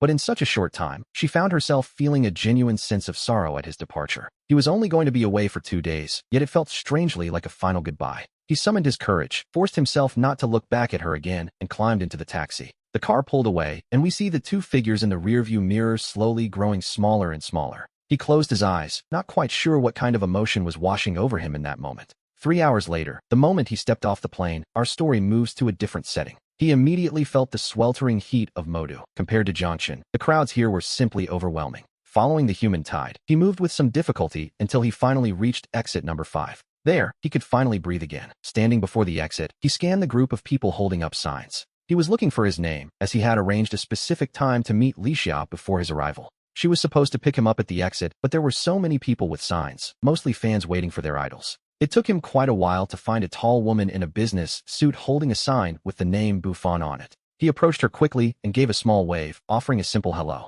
He asked if she was Li Xia, introducing himself as Buffon, though his real name was Lufon. He apologized for making her wait, and as Li Xia looked at the young man, a spark of surprise flashed in her eyes. She hit it well, of course. She knew he was young, but she hadn't expected him to be quite this young. He looked as if he had just stepped out of university, and to be honest, he had the perfect face to be a star himself. Li Xia felt a pang of regret. She couldn't help but think how wonderful it would be if she could sign him instead. She introduced herself as Li Xia and noted that it was far too crowded there to talk. She had left her car in the underground parking and suggested they find a quiet place to talk over lunch. Lufon nodded in agreement and began walking alongside Li Xia toward the exit. Li Xia, as one might expect from her reputation, was clearly a professional who wasted no time getting to work. As they walked, she searched for various topics of conversation to keep the dialogue moving with him. She assumed someone so young wouldn't be able to hold his own, but she soon discovered he could discuss anything with surprising fluency. Seeing this, Li Xia couldn't help but look at him with a newfound sense of respect. It seems that a truly capable person is well received no matter where they go.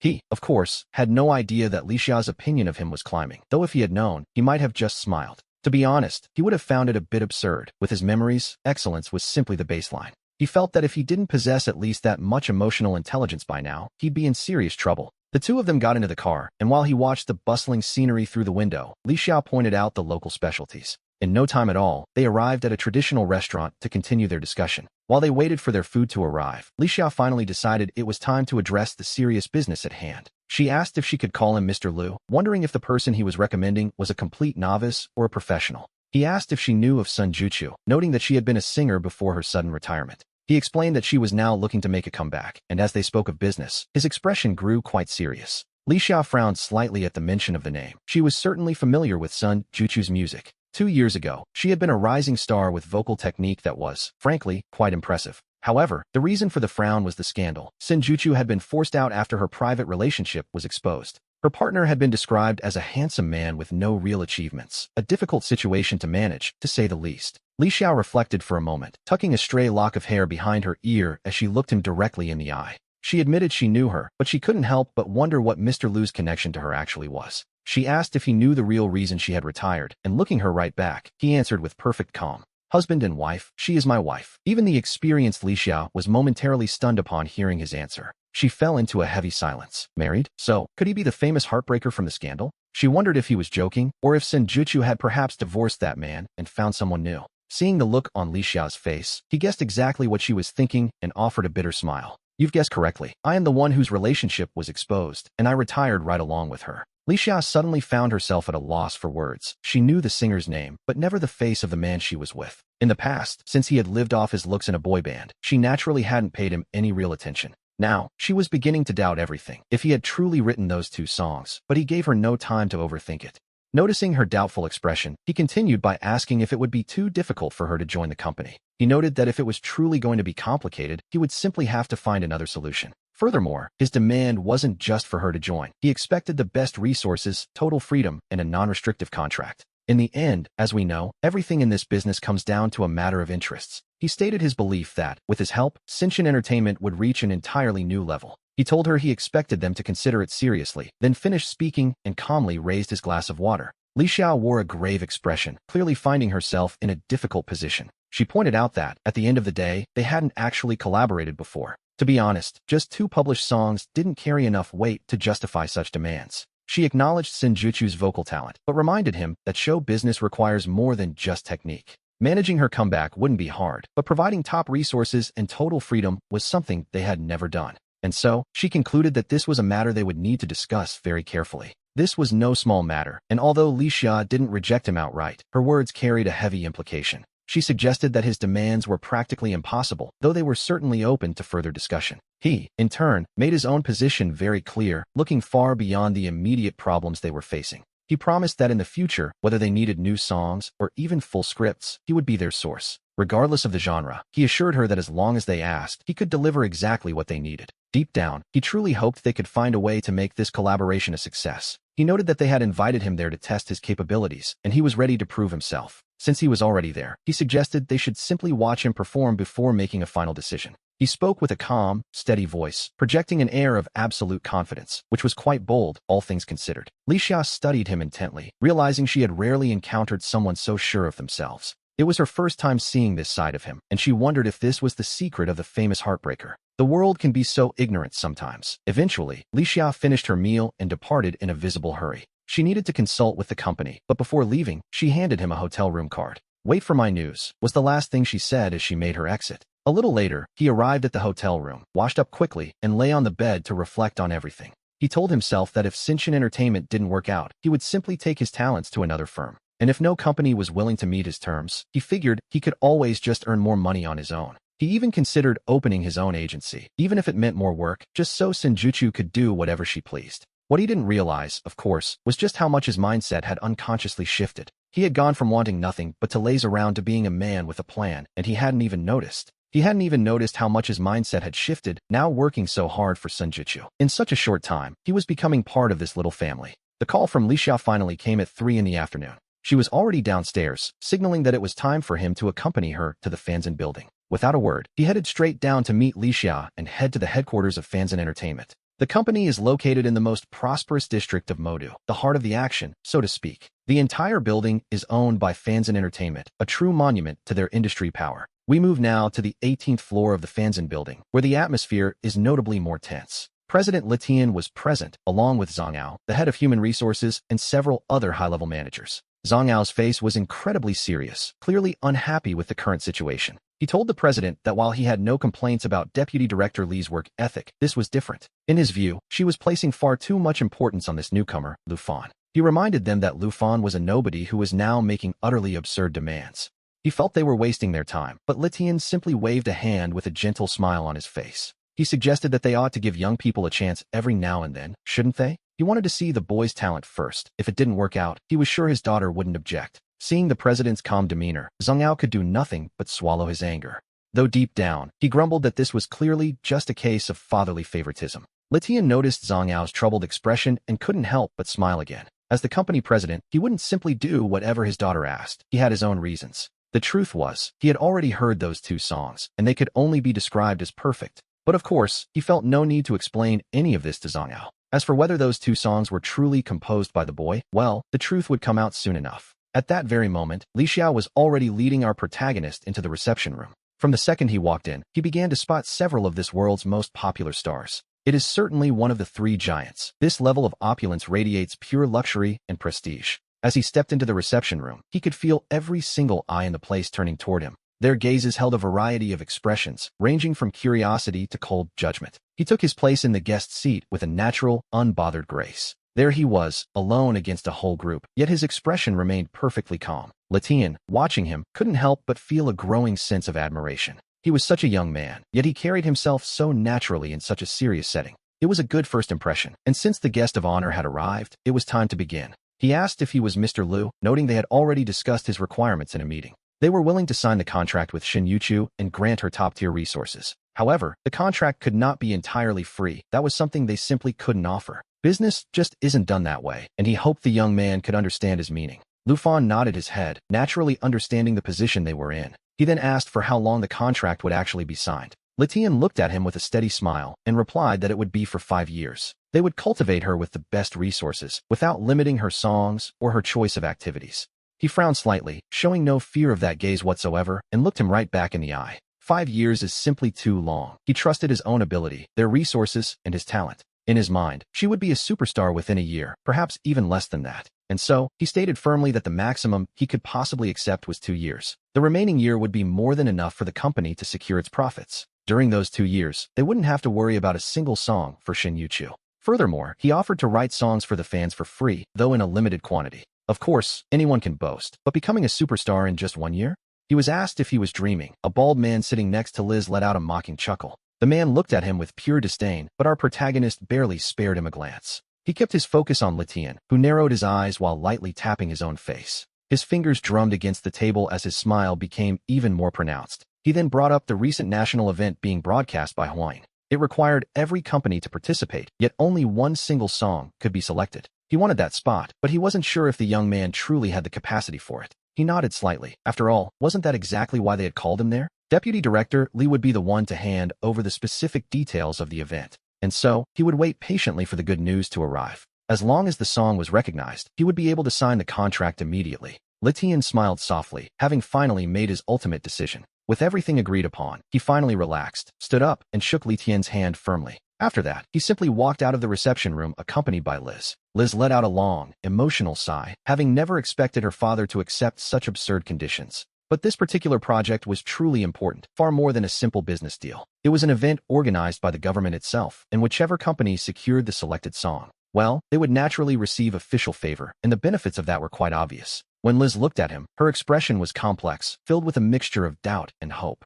She truly hoped he could prove everyone wrong, which would mean her own judgment had been correct. In that case, all the nasty gossip within the company would simply vanish on its own. She told him to take a look at the documents, as they contained all the specific details of the event. He only had 3 days to create something, and she hoped he would get exactly what he wanted. She also expressed her sincere hope that their cooperation would be a resounding success. Liz then pulled a folder from her drawer and handed it over to him as she spoke. As he opened the folder, the first thing we see is a large, bold title staring back at him. The title read, Ordinary Hero, and upon seeing those words, his expression immediately turned serious. He continued reading in a heavy silence, the only sound in the office being the rustle of turning pages. To be honest, his expression was the most solemn it had been since his journey through time began. He flipped through the papers, and underneath, he found several striking photographs. The first one showed a group of doctors and nurses, their faces weary but determined. They were dressed in full protective gear, while the second photo showed 3 firefighters before a dying blaze. The third photo showed several soldiers seen only from behind, their faces hidden from view.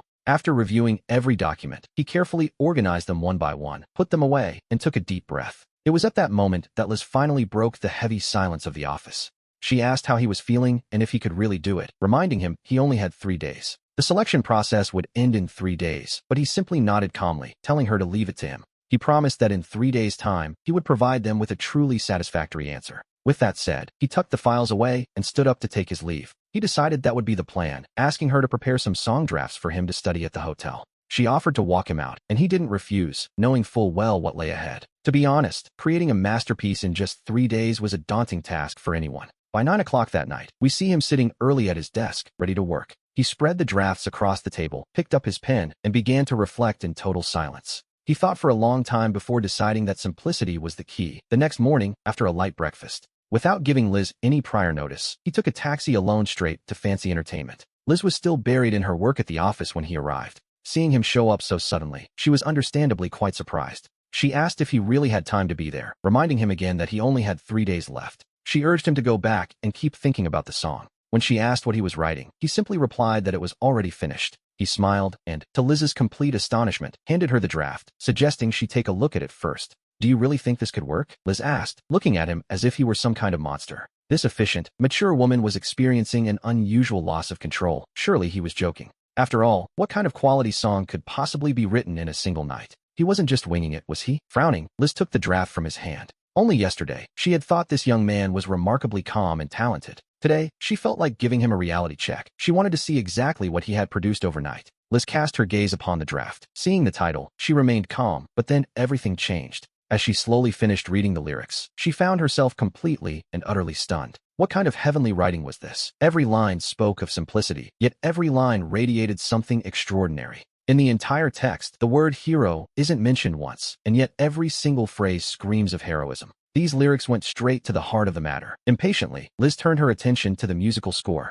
After a moment, she lifted her head and looked at him, her eyes shining with newfound intensity. She asked if he had truly written this in one night. He simply rubbed his nose. What else could he say? He told her he had stayed up all night just to get it finished. "So what do you think? Does it work?" he asked, while Liz's eyes sparkled even more brightly. She stared at him, telling him quite simply that he was incredible. Without a doubt, she realized her choice in him had been the right one all along. She asked if he could sing it for her, wanting to hear exactly how the melody sounded. He nodded and closed his eyes, taking a moment to gather his emotions before beginning to sing softly. "Perhaps one day I will walk away, and perhaps we will find a way to meet again." Finally, he felt himself completely lost in the music. He was unable to pull himself away until she coughed softly twice, which, finally, brought him back to reality. She hurriedly wiped the tears from her face, trying to compose herself. Her eyes were shining so brightly that, to be honest, he felt a bit embarrassed to look at her directly. All he could do was ask, with a fair amount of uncertainty, if the song was actually alright. It was more than alright. She admitted she never imagined young Lu would give them such a massive surprise. And then, the office door swung open as someone asked what exactly was going on.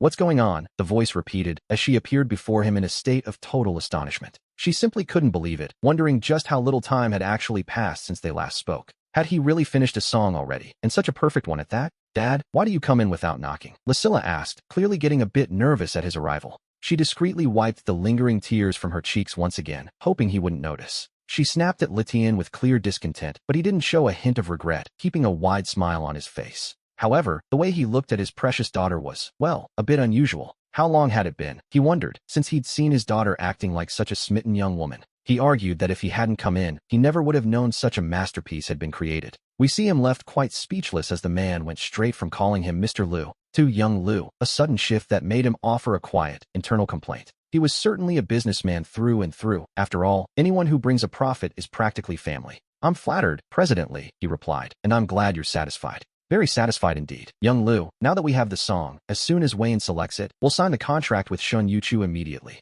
For now, I'll sign a cooperation agreement with young Lu first, just so you don't have any worries, right?" Litian nodded with a smile, and we see Lu finally breathe a sigh of relief, knowing deep down that the deal was practically a sure thing. Everyone signed the cooperation agreement right then and there, contingent on the song being selected. And so, the partnership with Fanson Entertainment would be set in motion the moment the ink was dry. Taking his leave, he told Director Lee that since the matter was resolved, he would be heading out. "Fine, I hope our cooperation is a pleasant one," the man replied, as Lu gave a slight, respectful nod. Holding the cooperation agreement firmly, he turned to make his way out of the office. "I'll walk you out," Li Xia suddenly said, just as he was about to depart. He noticed she barely dared to look him in the eye, seemingly embarrassed for having acted like a starstruck fan, hardly the behavior of a mature woman. But as he prepared to leave, one could see a hint of unexpected sadness flickering across her face. "Don't I recall you still having some work pending?" her father asked pointedly. "Xiao Lu isn't a child anymore. You don't need to escort him," Litian added, just as Lu turned his head to speak. With Litian intervening so suddenly, he could only offer Li Xia a grateful, somewhat sympathetic smile.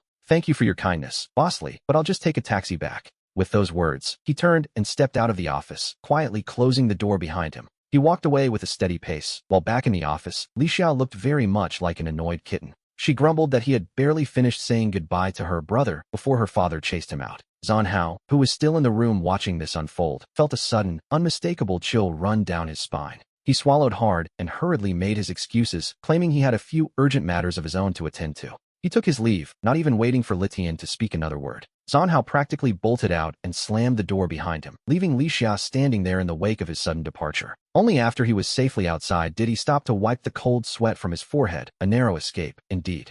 Litian, watching his daughter's obvious frustration, didn't lose his temper. Instead, he spoke with a gentle, fatherly tone, reminding her that she wasn't exactly a young girl anymore. He suggested she should start looking for a partner, noting that while the boy is quite good, she mustn't forget he's a married man. And as far as he knew, the young man even had a daughter of his own. Li Xia remained silent for a moment before coldly replying that she was well aware and had only escorted him because he was her father's guest. She quickly regained her haughty air, her aura becoming so intimidating that even Litian backed off, claiming he suddenly remembered he had work to do. With that, Litian hurried out, but poked his head back in one last time to insist that at 26, she really ought to find someone. He beat a hasty retreat before she could argue, and just as Lu arrived at his hotel to book a flight, Li Xia's name flashed on his phone. She apologized on her father's behalf, her tone sounding a bit clipped, as if she were still nursing a grudge against someone, likely her father. Lu was a bit surprised, but he didn't truly mind. After all, for a powerful capitalist, Litian had been remarkably diplomatic and considerate. He knew all too well how people in the capital markets operated, so he calmly told her not to worry, as he hadn't taken any offense.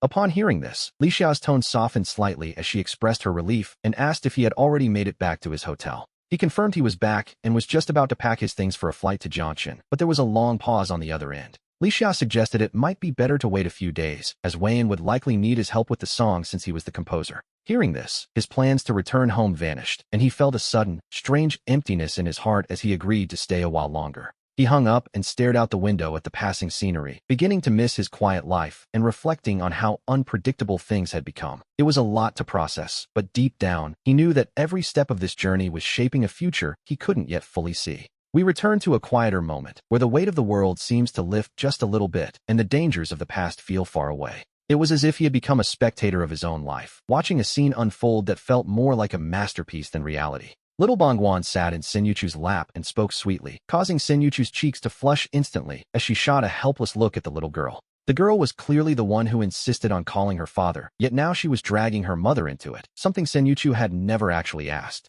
He smiled to himself, knowing the little one simply wanted him back, but was using her mother as an excuse, especially as she began to whimper over the phone. The corners of his lips curled upward as he settled into a more comfortable position on the bed and asked if Bangwan had eaten well that day. Bangwan looked up at her mother, then, like a little thief, lowered her head and whispered that she much preferred her father's cooking. She was so serious that even Senyuchu, who was eavesdropping, laughed with a mix of annoyance and amusement at being accused of poor cooking. He laughed, knowing exactly what was happening at home, which only seemed to make Senyuchu feel even more flustered by his teasing tone. She tried to hide her laughter, claiming everything was fine after only one day away, and abruptly decided it was time to hang up and make lunch. He protested that he hadn't spoken enough with the little one, but Senyuchu gave him no choice and hung up, her face burning with a sudden heat. It was a strange transition, moving from his mother's house to his father's, eventually finding himself simply passing the time with a quiet cup of coffee. The day stretched on, filled with the kind of stillness that allows one to truly reflect on the path they've taken.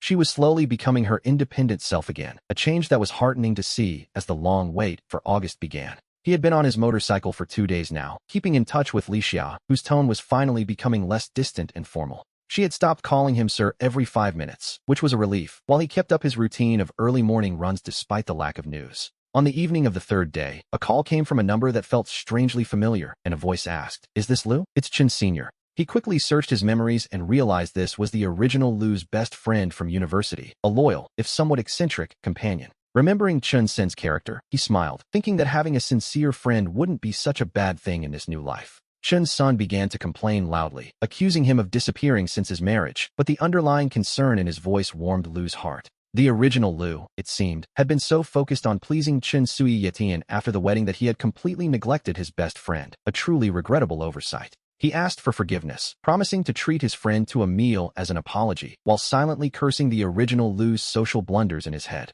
It was a bit embarrassing that people couldn't tell the difference between the old Lu and the new one, but after a quick laugh, Chen's son hung up the phone. Just as that call ended, Li Xiao rang with incredible news. His song had been selected by Weiyan out of thousands of submissions after just a single listen. Li Xiao's voice trembled with excitement as she explained that Weiyan wanted to film a music video and needed the lyricist on-site to supervise the artistic vision. When he went downstairs, Li Xiao was waiting, nervously smoothing her hair with bright eyes, though he simply rubbed his nose and ignored her lingering gaze. He suggested they hurry so they could finish by lunchtime, and without another word, he climbed into the back seat, ignoring the perfectly empty passenger side. The director from Weiyan called to offer praise, but Li Xia couldn't stop worrying, asking if he had any ideas for the video or the lead singer. She was clearly concerned since he was young and inexperienced, but he remained perfectly calm, assuring her that he had everything under control. Li Xiao watched him through the rearview mirror and, seeing no trace of nerves, finally dropped the subject until they arrived at a massive office building 2 hours later. We see the two of them enter the building side by side, where it appeared Li Xia had already arranged a formal meeting with someone important. Suddenly, a group approached, and Li Xia rushed forward to greet an elderly man, worrying aloud that her father would scold her if he knew the gentleman had come down personally. He was quite startled by her sudden change in demeanor. When Li Xia turned on the charm, it seemed even the gods themselves would find it hard to resist. The old man laughed affectionately, noting that her father wouldn't dare scold her, causing Li Xia to blush in a playful, girlish manner. Turning to serious matters, the elder observed that young Lu certainly had the presence of a hero, to which Lu responded with a polite good morning. He introduced himself as Lu Fan and thanked the man for the compliment, earning a nod of approval for being both talented and well-mannered. The man introduced himself as Lin Silly, the director in charge, and kindly suggested that Lu call him Grandpa Lin, just as Li Xia did. As they began to discuss the project, it became clear that this collaboration was moving forward with a surprising amount of mutual respect. The atmosphere was professional yet warm, as they prepared to dive into the creative details of the upcoming music video production. And so, our protagonist found himself standing at the threshold of a major career milestone, ready to see his work brought to life on the screen. As they turned to business, Lin Silly's expression became notably more serious. He left Lu Fan alone in the recording studio, having cleared everyone else out of the room. Yes, he was left entirely to his own devices in the studio, while the others were ushered away. As the staff turned on the microphone, a heavy silence settled over the space. A group of middle-aged executives watched from the booth with a sense of anxious anticipation. We see him enter the studio and take a seat, quietly beginning to prepare his emotions for the performance. Once he entered work mode, he became incredibly focused, a complete transformation, really. From the outside, they could see his expression change visibly as he connected with the music. Lin silly nodded at the sight, wondering if this was what a true musician actually looked like. Inside, he began to play the piano, and a light, delicate prelude started to echo through the room. The group outside instantly held their breath, captivated by the sound of the piano. They stared intently into the studio, hardly daring to blink as they watched him work. The lyrics spoke of journeys between shores, of long separations, reunions, and the world's many joys and sorrows. As the worries of the day dispersed and the song ended, he took a deep breath to calm his emotions. He stood up and made his way out of the recording studio, leaving the music behind. The group outside was still staring at him, completely stunned by what they had just heard. A moment later, as he approached them, they couldn't help but break into a spontaneous round of applause. Lin Silly, looking even more moved than before, stepped forward and shook his hand with burning intensity. He told young Lu that his performance was exactly right and that they wouldn't need to find another lead singer after all. He was certain that with Lu Fan himself singing, this song would cause a massive wave of attention across the internet. A storm of ordinary heroes. This is exactly the effect we are looking for, he declared with conviction. He was referring to those quiet heroes who contribute to the world in silence every single day. They deserve to be heard, and with such high praise coming from the venerable old man, even Lu Fan, who had seen his share of battles, couldn't help but blush just a little bit at the compliment.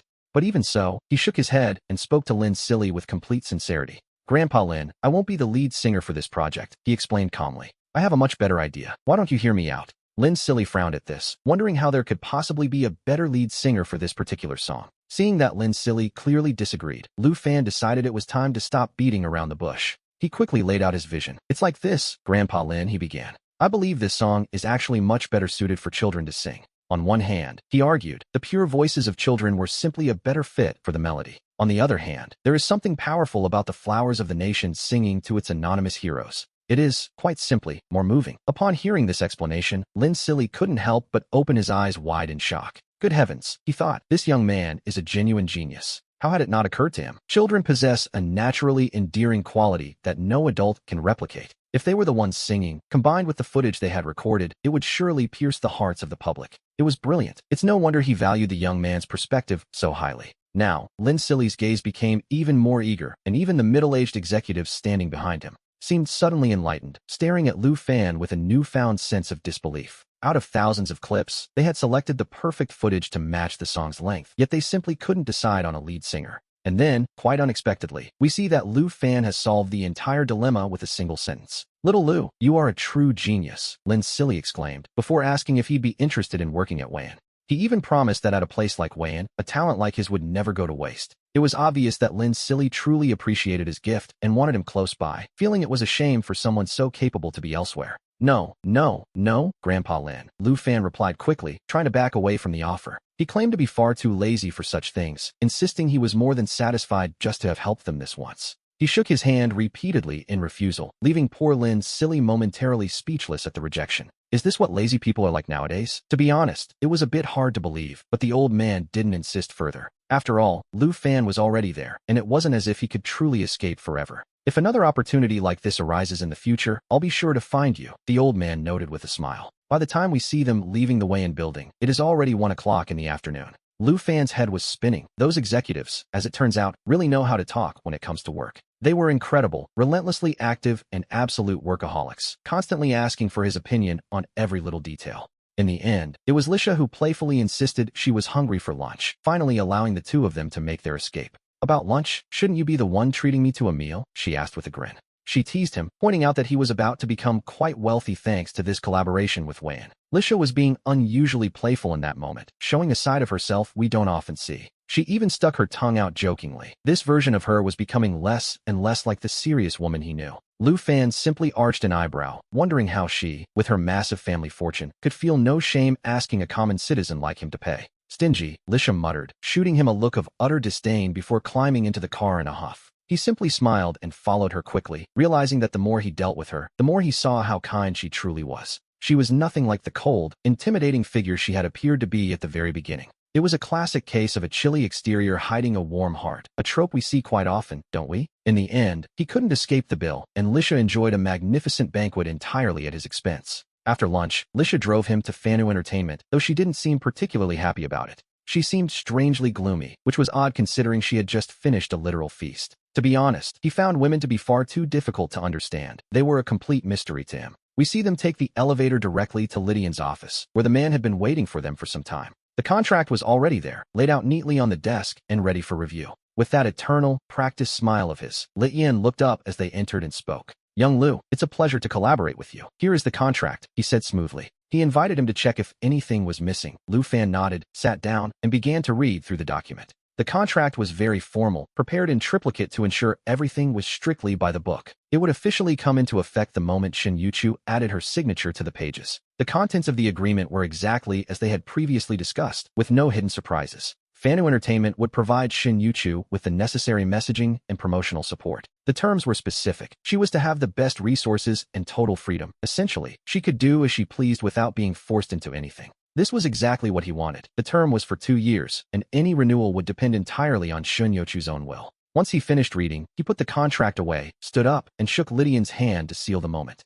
"Thank you, President Li. It's a pleasure to collaborate," Liu Fan said, sealing the deal with a nod. Offering a contract like this certainly improved his impression of Lydian. At least he wasn't like those unscrupulous capitalists who hide traps in every clause. "You're very welcome," Lydian replied. "I value your talent, and you value our company's resources. There's no need for more words. It's simply mutual benefit. Besides, you promised to write songs for us, and I won't even make a separate contract for that." Lydian stood up and shook his hand firmly, noting that he trusted the young man's integrity completely. "Of course, I won't refuse," Liu Fan replied, though he made sure to keep his own stance very clear. He remained calm, but he set one condition. He would only write title tracks, and he alone would decide who he wrote for. He didn't want just anyone coming to him and demanding songs whenever they felt like it. "You have character," Lydian noted, "and more importantly, you have the talent to back it up." We see that Lydian was growing more fond of him by the minute. With Liu Fan's level of skill, he was a rare find. He admitted that if the company's top artists weren't so desperate for new material, he wouldn't have even asked for this. After all, they both knew that in the future, with his rising fame, everything he wrote would be of the highest quality.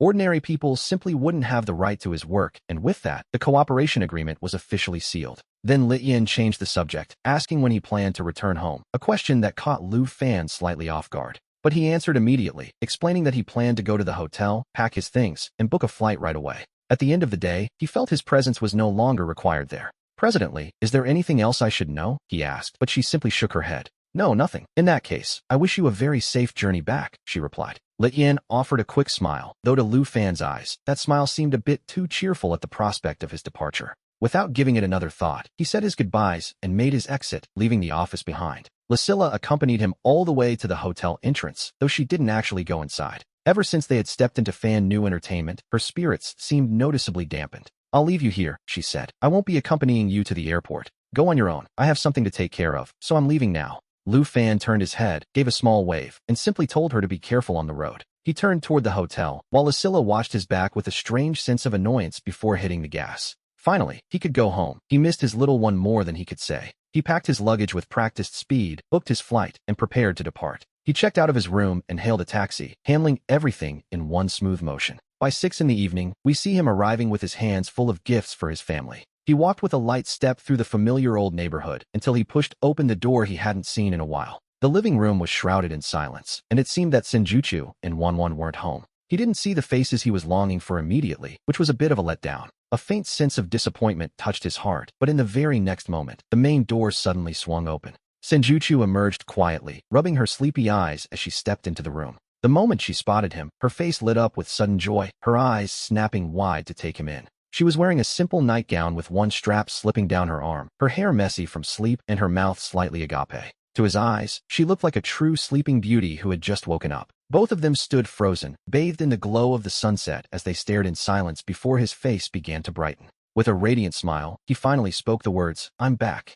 As they stood there, we see Senjutsu's face slowly beginning to flush with a deep, warm blush. She remained perfectly still, her heart wide open and completely unsure of what to do next. "It's a flower from the band," he noted, offering the gift he had brought. She stepped closer and gently took the bouquet from his hands, her face now entirely crimson. It was, in fact, the very first flower he had ever given her, a simple, meaningful gesture. He worried for a second she might not like it, but its floral meaning is simply hope. She clearly loved it. "Thank you," Senjutsu said, finally gathering enough courage to speak. She lifted her head to look him directly in the eyes, her eyelashes fluttering just a little. "Have you had dinner yet?" he asked, a sudden smile breaking across his face. Not yet, she replied. He guessed that neither of them had eaten, and he was right, of course. I'll prepare the dinner. Go and wake up Bongwang, he told her warmly. Senjuchu's first instinct was to handle the cooking herself, as any polite host would. She was thinking that he had only just arrived and must be exhausted from his journey. But seeing the determination in his eyes, and remembering he was a far better cook, she reconsidered. In the end, she simply nodded. I'll go wake Bongwang then, she agreed. Knowing you're back will make her so happy. She's been asking for you for 2 days straight. With those words, Senjuchu turned around and headed into the main bedroom. This time, she didn't close the door behind her, leaving it open as an unspoken invitation. He looked inside to see Bongwang sprawled out on the bed, fast asleep and dead to the world. Senjuchu lifted her up with great care, and the little one didn't even stir until she was brought before him. She kissed her little face and whispered softly into her ear, telling Bongwang it was time to wake up. Her father was back, and at that, Bongwang began to stir, slowly opening those adorable, sleepy eyes. She looked around in a state of confusion until, quite suddenly, her eyes lit up with recognition. She reached out her tiny arms toward him, waving them in the air with pure excitement. It's Papa, Senjuchu said, as the little one cried out, Papa, hug. Bongwang had missed him terribly, and like a little koala, she clung to his neck the moment he held her. She remained hanging on to him even as he headed to the kitchen to cook, refusing to let go for even a second. Eventually, Senjuchu had to put on a serious face and use the new toy he'd bought as a lure to get her onto the sofa. Bongwang played with her toy, but every so often she glanced toward the kitchen, fearing he might disappear again. After a bit of busy preparation, the food was on the table, and we see the family sitting down happily together. Senjuchu looked down to find that Bongwang had already grabbed her chopsticks and was slurping away with gusto. In an instant, a noodle vanished into her mouth, and her eyes crinkled into 2 joyful crescents. To be honest, it looked as if Senjuchu hadn't fed the poor girl in days. Watching this, Senjuchu felt a mix of mild annoyance and complete helplessness. She told herself she simply couldn't compete and decided to give up. After all, what else could she say? This realization prompted Senjuchu to start eating her own meal a little faster. She wondered why, when it was just mother and daughter, they never seemed to have this kind of appetite. The moment he returned, they both relaxed for no apparent reason, a strange phenomenon, indeed. As she ate, she realized with a start that they once wanted to be far from this man, yet he had subtly won them over. The only sound at the table was the rhythmic slurping, continuing until Senjuchu finished her meal and looked up. She realized that he and Bongwang had finished quite a while ago, and both were now staring at her in perfect unison. Senjuchu blushed once more, wiped her mouth, and stood up, feeling a bit self-conscious under their gaze. She began gathering the dishes from the table, telling him that she would handle the washing this time. She told him to stay with Bongwang, stacked his plate onto the pile, and made a quick escape toward the kitchen. Watching Senjuchu slip away into the kitchen like a sudden breeze, he could only shake his head in amusement. To be honest, he had no intention of starting an argument with her this time around. He wondered why she was in such a hurry, but Bongwang soon interrupted, pulling at him to come play with her blocks. Bongwang hopped down from her chair and took him by the hand, eagerly leading him over to the sofa. With his help, Bongwang began building a little house out of blocks, laughing with that sweet, innocent voice of hers. He took advantage of the quiet moment to ask the little one how things had been going at home lately. The little girl, having no secrets, began to tell him absolutely everything. And when the conversation turned to Senjuchu, she completely gave her mother away. She revealed that Mama thinks about Papa too, and that she'd seen her watching his singing videos and laughing in secret. The little girl even mimicked how her mother would cover her mouth while laughing to stay hidden. It truly wasn't his intention to pry into that, but Bongwang said it so loudly, she clearly didn't realize the weight of her words. By then, Senjuchu had already come rushing out of the kitchen, having heard every single word. In that moment, her flushed face looked like a ripe apple, though her eyes were filled with a very specific kind of warning. As she looked helplessly at the little trader selling her out to win favor, Bongwang noticed her father had gone silent and looked up in confusion. She let out a tiny cry and hid in his arms, whispering over and over as if it were a magic spell. She can't see me, Mama can't see me, she murmured, and at that, Senjuchu couldn't help but burst into laughter. She reached out and gave a playful swat to the little one clinging to his arm, but as she caught his mocking smile, she felt the need to explain. Don't listen to Bongwang, she insisted. She's just making things up. That's not true. It is so, the little girl protested. Mama is lying, and lying is not for good children. Bongwang buried her tiny face against his chest, her voice muffled as she stood her ground. Senjuchu pretended she was about to get truly angry, and he immediately raised his hands in a gesture of total surrender.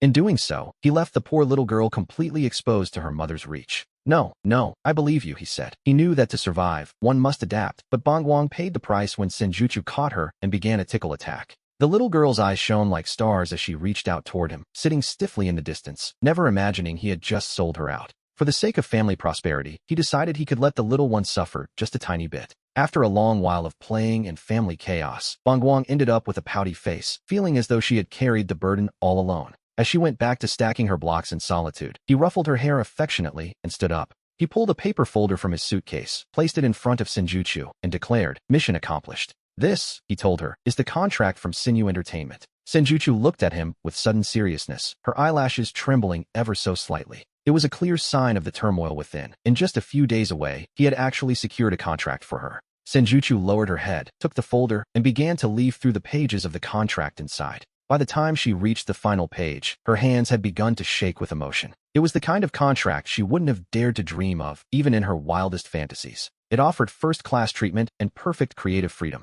It was a better deal than she'd ever had, even before she had retired from the music world. Even if she had continued her singing career until now, she likely would never have seen a contract quite like this one. Senjutsu had no idea how he had managed it. She wondered what he must have gone through in just those few days. She wondered what he had sacrificed to secure a dreamlike deal, and with that thought, Senjutsu slowly raised her head. She stared at him intently, her lips pressed tight and her eyes shimmering with unshed tears. And so, the two of them remained there, locked in a long, silent gaze. His face still wore that same gentle smile, as if the monumental task he'd just completed was of no importance at all. After a moment, Senjutsu spoke in a soft whisper, telling him that, in reality, she didn't actually need to sing. Her voice was low, yet it carried no hint of hesitation. It was remarkably firm. He frowned slightly, completely failing to understand where this was coming from. He knew perfectly well that she loved to sing, and more importantly, that she truly wanted to. What could she possibly mean by this now? To be honest, he was utterly baffled. He found himself wondering what was going through her mind and why she was reacting this way. Hadn't she always wanted to sing? Now that the opportunity was right in front of her, it seemed the logical next step. His tone hardened just a little as he asked her why she was suddenly backing away. It was the very first time since his arrival that he had spoken to her with such edge in his voice. Having been a bachelor his entire life, he naturally couldn't understand the complexities of her heart. In that moment, Senjutsu's mind was a complete whirlwind of conflicting emotions. Suddenly, she felt that perhaps keeping things exactly as they were right now was enough. She feared that if she returned to the stage, everything would change, and their life would never be the same again. Senjutsu pressed her lips together again, the weight of the decision hanging heavily in the air. She stared at him intently, her tears beginning to fall one by one. After a long moment, she spoke slowly, confessing that she was simply afraid. She was terrified that, once things started moving, there would be changes for the worse. It was the very first time Senjutsu had ever voiced her fears to him, so directly. He stood there stunned for a second, but then his slight frown relaxed instantly. He offered her a very tender smile and reached for a handkerchief. Raising his hand, he gently wiped away the tears streaming down Senjutsu's face. He asked her who she thought he was, telling her quite seriously that she could go in peace.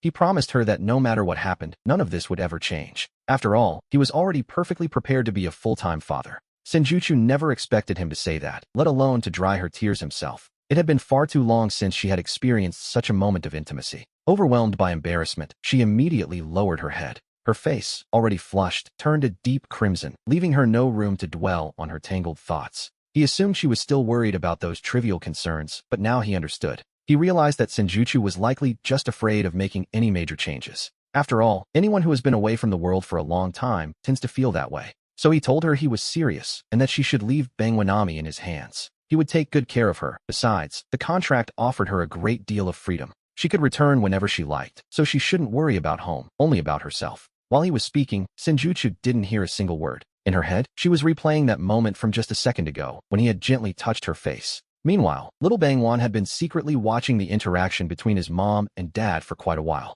He noticed clearly that his mother, with her head down, was already smiling slightly, while his father was still frowning. The little one didn't quite understand what was happening. He only knew that mom seemed happy now, and dad was still worried about her. So he jumped onto his father's lap, looked up with those big eyes, and suddenly came out with a surprising idea. "Dad, Bangwan wants to sleep with dad and mom tonight." Hearing that, he froze instantly, while Senjutsu lifted her head and stared at the little boy in total shock. Her heart was beating so hard it felt as though it might jump right out of her chest. Seeing that his father hadn't answered yet, Bangwan decided it was time to use his best charms. He rolled around in his father's lap, and then turned to look at Senjutsu, whose neck had turned completely red. Avoiding her gaze, he thought to himself that this was surely a huge mistake, and told the boy he'd have to ask his mother if she agreed. How else was he supposed to respond? Senjutsu, so embarrassed she felt like she might collapse, stood up abruptly and headed for the bathroom. "I'm sleepy. I'm going to wash up and get ready for bed," she said, fleeing the room in a state of total panic. And so, only he and Bangwan remained in the living room, staring at each other without the slightest clue of what to do next. To be perfectly honest, he had no idea how to handle a situation like this. But then Bangwan jumped from his lap, hugged his neck, and insisted that Mom had already given her answer. According to the boy, as long as Dad was ready, everything was perfectly fine. He wondered if Senjutsu had really said that, glancing toward the closed bathroom door where the sound of running water could be heard. He took a deep breath of the boy's milky scent to find some courage, telling himself that perhaps, just perhaps, it would be all right. He told himself this was entirely for Bangwan's sake, and for no other reason at all. After a long while, Senjutsu emerged from the bathroom and, without making a sound, headed straight for the bedroom. As she passed through the living room, she didn't even risk a single glance toward the sofa. And so, he took Bangwan in his arms, stood up, and made his way to the bathroom. He helped the little one wash up, quickly washed himself, and finished getting ready. Then he stepped out with her in his arms, his heart beginning to race as he walked from the living room to the master bedroom. It was a short distance, yet in that moment, it seemed to last an absolute eternity. The moment his feet crossed the threshold of the bedroom, his mind went completely blank. This was something he hadn't experienced in 2 lifetimes, and he felt a desperate urge to call out for help. What was he supposed to do? Senjutsu had already tucked herself under the covers, lying on her side with her back to him, as if asleep. From where he stood, he couldn't see her expression clearly at all. Only her earlobes, flushed pink and glowing, betrayed her true state of mind. He closed the door softly, though the faint sound made Senjutsu's body tremble ever so slightly. Still, she remained motionless. He sat on the other side of the bed and pulled Bangwan close. And then, he began to tell the boy a bedtime story. Tonight, he decided, Dad would tell Bangwan the story of Snow White. His soft voice echoed through the quiet room. Senjutsu's eyelashes fluttered, and her racing heart began to calm down little by little as the story unfolded. Eventually, she stopped moving altogether and, without even realizing it, drifted off to sleep. Just like her, little Bangwan also fell fast asleep to the sound of his father's story. The night had grown deep, and seeing that their breathing had finally become steady and calm, he turned off the light. He slipped under the covers and lay down, finally allowing himself to rest.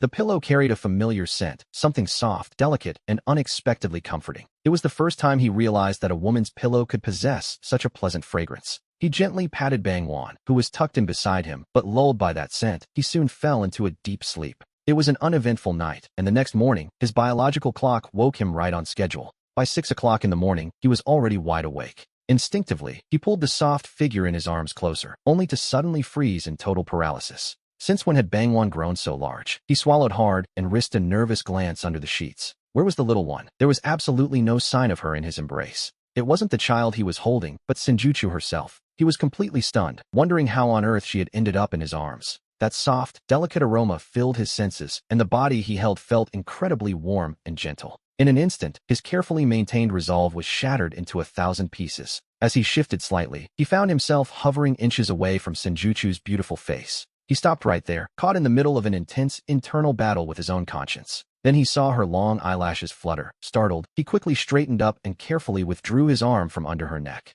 Crouching low, he stealthily slipped out of the bed and made a hasty escape from the bedroom. As he washed up in the bathroom, he felt utterly defeated by the morning's turn of events. It was, to be honest, far too much torture for such an early hour. What he didn't realize was that, right after his internal battle, he had left a very different scene behind him. The moment he stepped out of the bedroom, Senjutsu, still lying in bed, slowly opened her beautiful eyes. She let out a sigh of relief, covering her burning face with the sheets and curling up as if she couldn't bear to be seen. As it turns out, Senjutsu had already been awake the very moment he sat up. She had no idea exactly when she had ended up in his arms. She had even been using his arm as a pillow, a fact that filled her with embarrassment until she felt his breath on her face. A wave of panic washed over her. What exactly was he planning to do? Was he going to steal a kiss? And if he did, how on earth was she supposed to react? Senjutsu was absolutely terrified in that moment, and she simply didn't dare to wake up. She could only continue to feign sleep. Luckily, he stopped himself in time, or she truly wouldn't have known how to face him. And yet, when he finally pulled away, she felt a vague, lingering sense of loss. Senjutsu didn't know if she was ready for any of this. She only knew that her mind was a complete muddle. After a while, still tucked under the safety of the sheets, Senjutsu exhaled a long, deep breath. She decided to just let things flow, remaining there until 8 o'clock arrived. Finally, Senjutsu heard the sound of the door opening again and climbed out of bed. She tidied herself up and left the room, finding that he was already in the kitchen preparing a meal. Upon seeing Senjutsu emerge, he greeted her with an expression that was, understandably, a bit awkward. She offered a quiet, good morning, her own expression just as strained, not even daring to look up at him. She only gave that soft reply before quickly slipping into the bathroom to wash up. He chose not to make a scene of it, simply turning back to finish preparing their breakfast. He certainly didn't expect Senjuchu to finish so quickly and come straight into the kitchen. "Let me help you with that," she said, and with a natural expression, she skillfully took the container and began washing the rice. He stood there for a moment, caught off guard, but he recovered quickly and gratefully accepted her help. He turned back to the counter and began washing the vegetables. The two of them worked in perfect harmony, looking very much like a couple that had lived together for many years. 20 minutes later, the golden millet porridge and 2 vegetable side dishes were finally ready. He took off his apron, washed his hands, and went into the master bedroom to wake Bangwan, who had already migrated to the foot of the bed. After the family was awake and enjoying a cheerful breakfast, he looked at Senjuchu and asked if she was reporting to Shinshin Entertainment in August. Upon hearing this, Senjuchu sat back on the sofa, her beautiful eyes blinking as she considered the question. She explained that before doing anything else, she first had to pick up Chu-Chu and then go see Sister Yin. "If they knew I could return to the stage, I'm sure they would be so happy," Senjuchu said, a sincere smile lighting up her face. When she had retired so abruptly before, her greatest regret was feeling that she had let those 2 people down.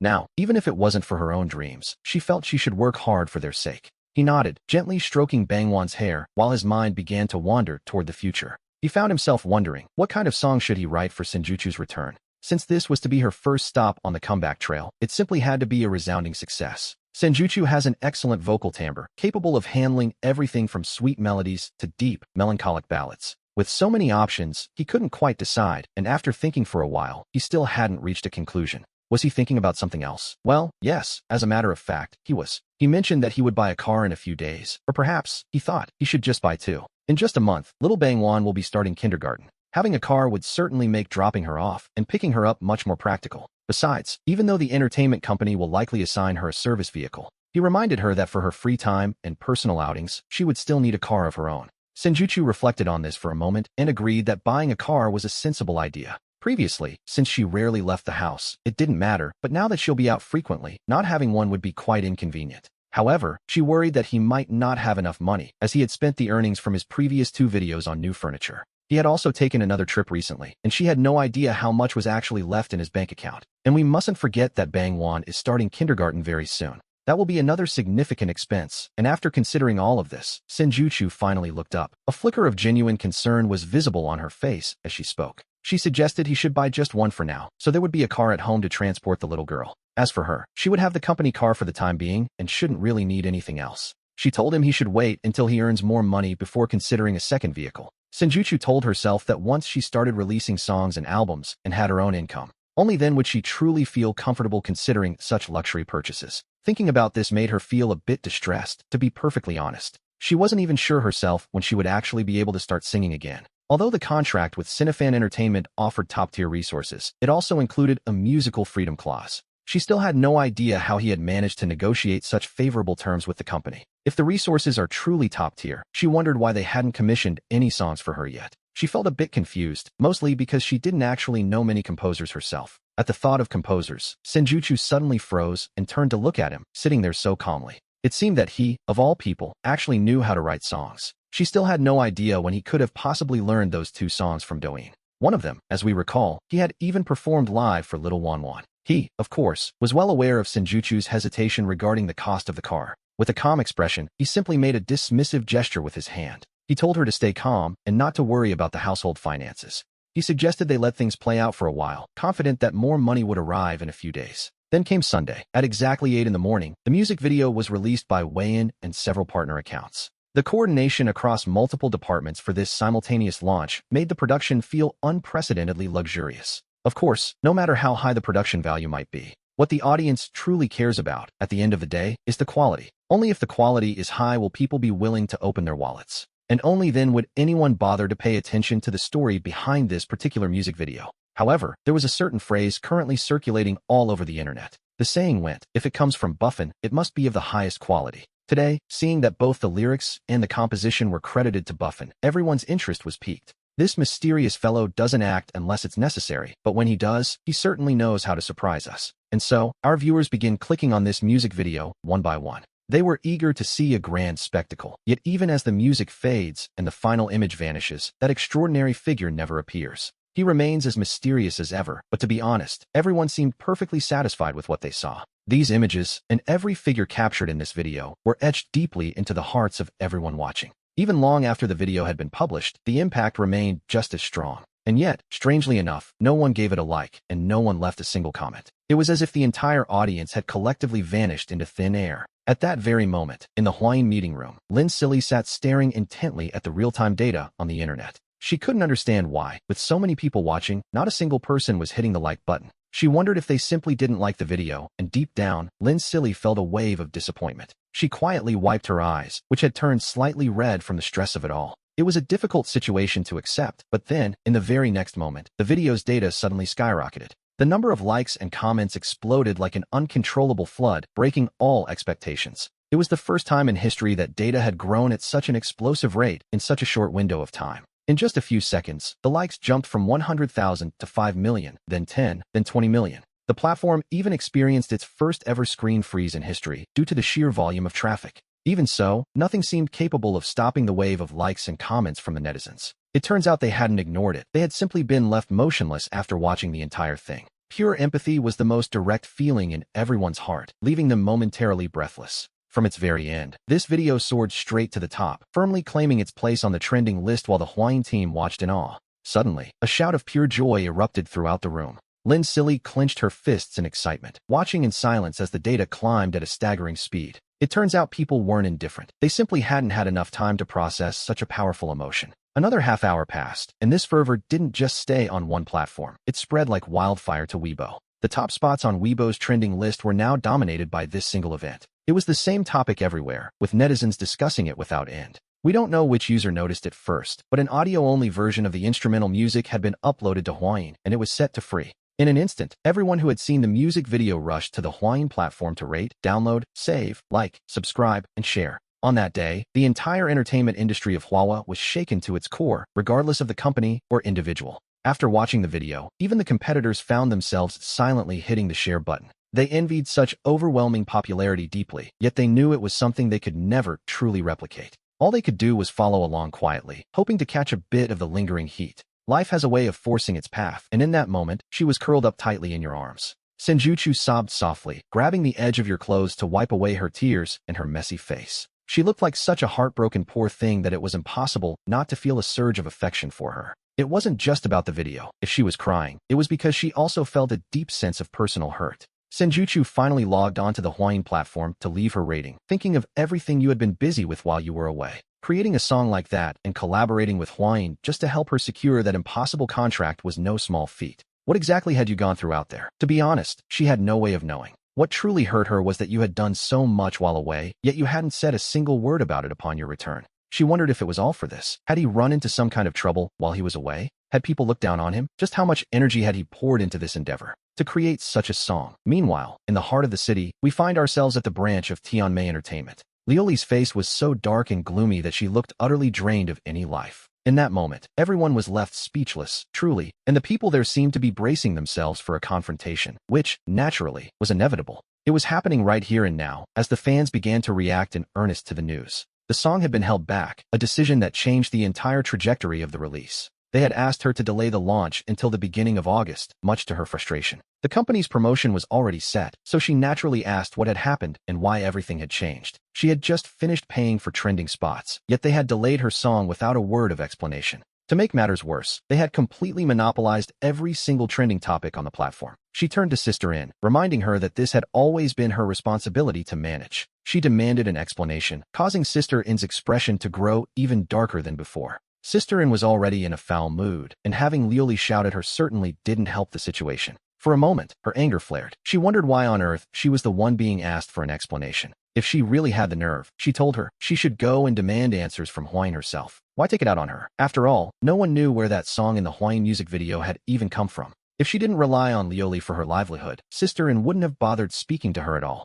Left with the question of what to do next, Lioli and the others could only look at Sister In with deep concern. For now, they are in the same boat and simply cannot afford to start fighting yet. She let out a cold laugh, realizing they had to do this, otherwise Lioli would have no other choice. Deep down, she cursed Buffon, blaming her for stealing the attention that rightfully belonged to her. When Lioli turned and saw Zhao Chuchu nearby, covering her mouth and laughing, her fury only intensified. She snapped at her, asking if she couldn't see the mess that was right in front of her. She ordered her to come and clean it up immediately, her voice sounding sharp and shrill.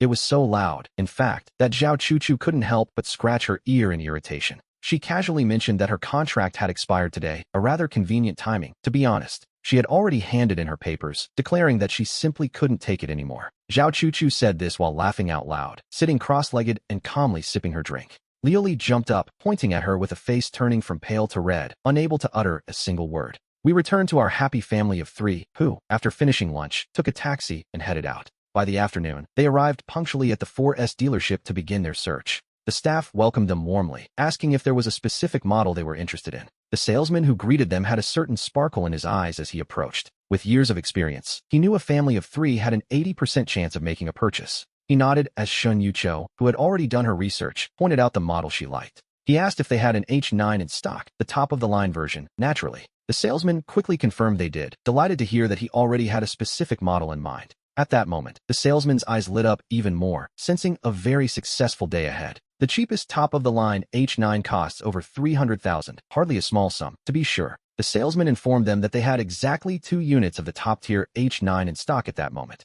One was in a shimmering quicksand gold, while the other was finished in a deep gentian purple. As he guided our 3 protagonists into the showroom, he politely asked which one they would like to see first. He chose the gentian purple, noting that the color had a much deeper, more sophisticated look.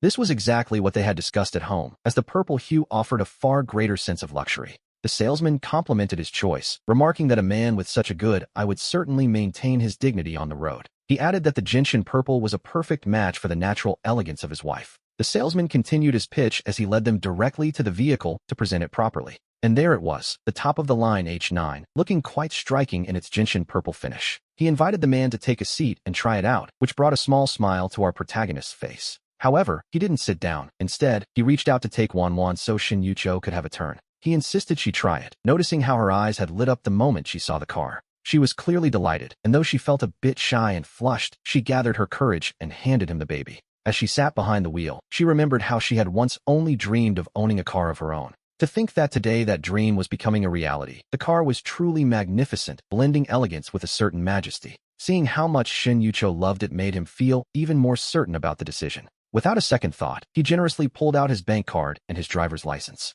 He handed them over to the salesman, declaring that he would be paying the full amount by card immediately. At the prospect of such a large commission, the salesman's grin was so wide it nearly reached his ears. "Of course, sir," the salesman chirped, promising to give him the largest discount possible. He asked them to wait just a moment while he went to prepare all the necessary documents. The wait wasn't long at all. The salesman soon returned with the purchase contract and several other papers. We see them move over to the table in the lounge area to finalize the details. The salesman explained that with a cash payment, the total price would come to 385,000. That price included insurance and registration, plus a complimentary set of seat covers and a car cover. A nice touch, certainly. He was told he could pick it up tomorrow, and he simply nodded, having nothing more to add. He entered his PIN and completed the card payment without a second thought. With the paperwork finished, they agreed to collect the car the next morning and left the dealership feeling quite satisfied. By the time they arrived back home, it was already 5 o'clock in the evening. He had barely stepped through the door when he received a phone call from Lucilla. "Hello there, Mr. Millionaire," she teased, offering her congratulations right away.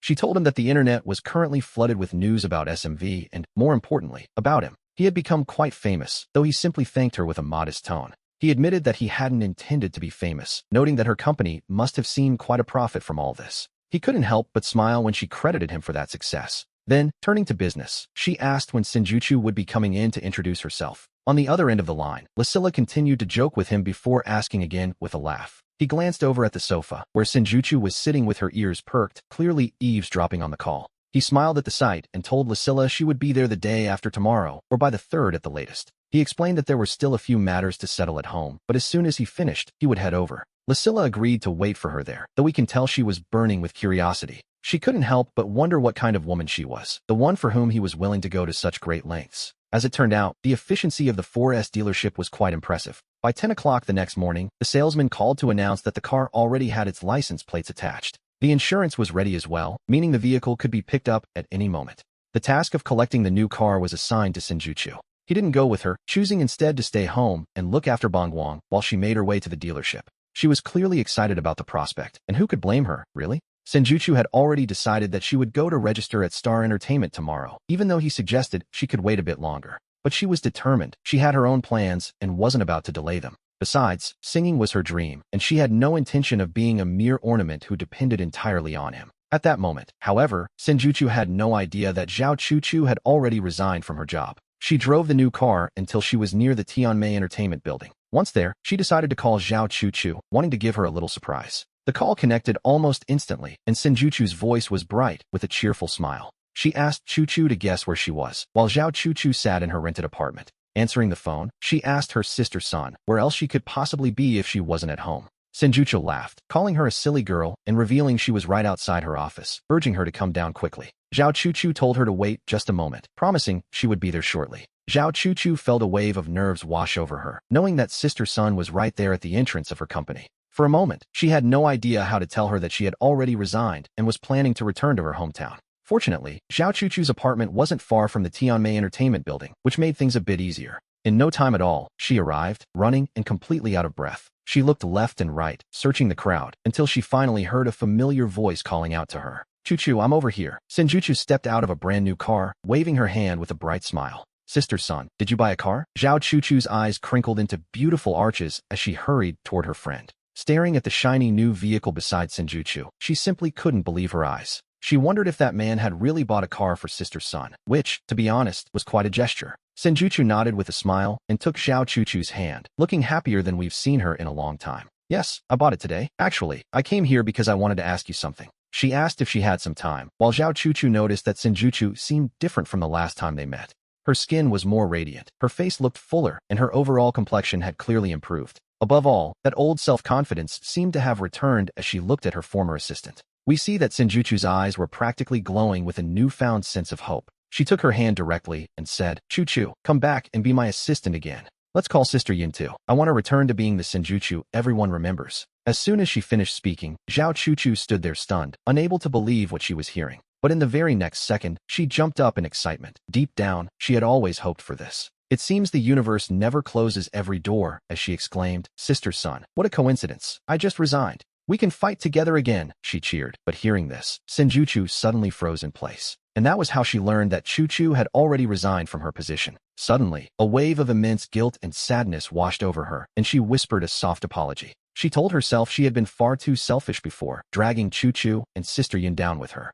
"We must look to the future," she thought, "because now I am finally coming back." A moment later, she asked if Chuchu knew where they could find Sister Yin. "Let's go find her right now," she insisted, and Zhao Chuchu gave her the address immediately. She was certain that Sister Yin would be at the hospital, taking care of her mother as she always did. Senjuchu wasted no time. She had Chuchu hop into the car, and the two of them sped toward the hospital. But along the way, Chuchu looked around the brand new interior and asked curiously, "Sister Sun, does he know you're returning?" Senjuchu nodded, and her lips curled into an involuntary smile. "Yes, it was actually him who negotiated the contract for my comeback," she explained. "And what's more, he's the one who bought this car for me." Those words left Zhao Chuchu sitting there with her mouth wide open in disbelief. He negotiated the contract? To be honest, she couldn't see how that was even possible. "Sister Sun, you aren't lying to me, are you?" she asked, still trying to process the news. Senjuchu shook her head and then dropped an even bigger bombshell. "It's the truth. He negotiated the entire contract with Star Entertainment himself, and it's a top-tier deal." At this point, Zhao Chuchu was completely bewildered.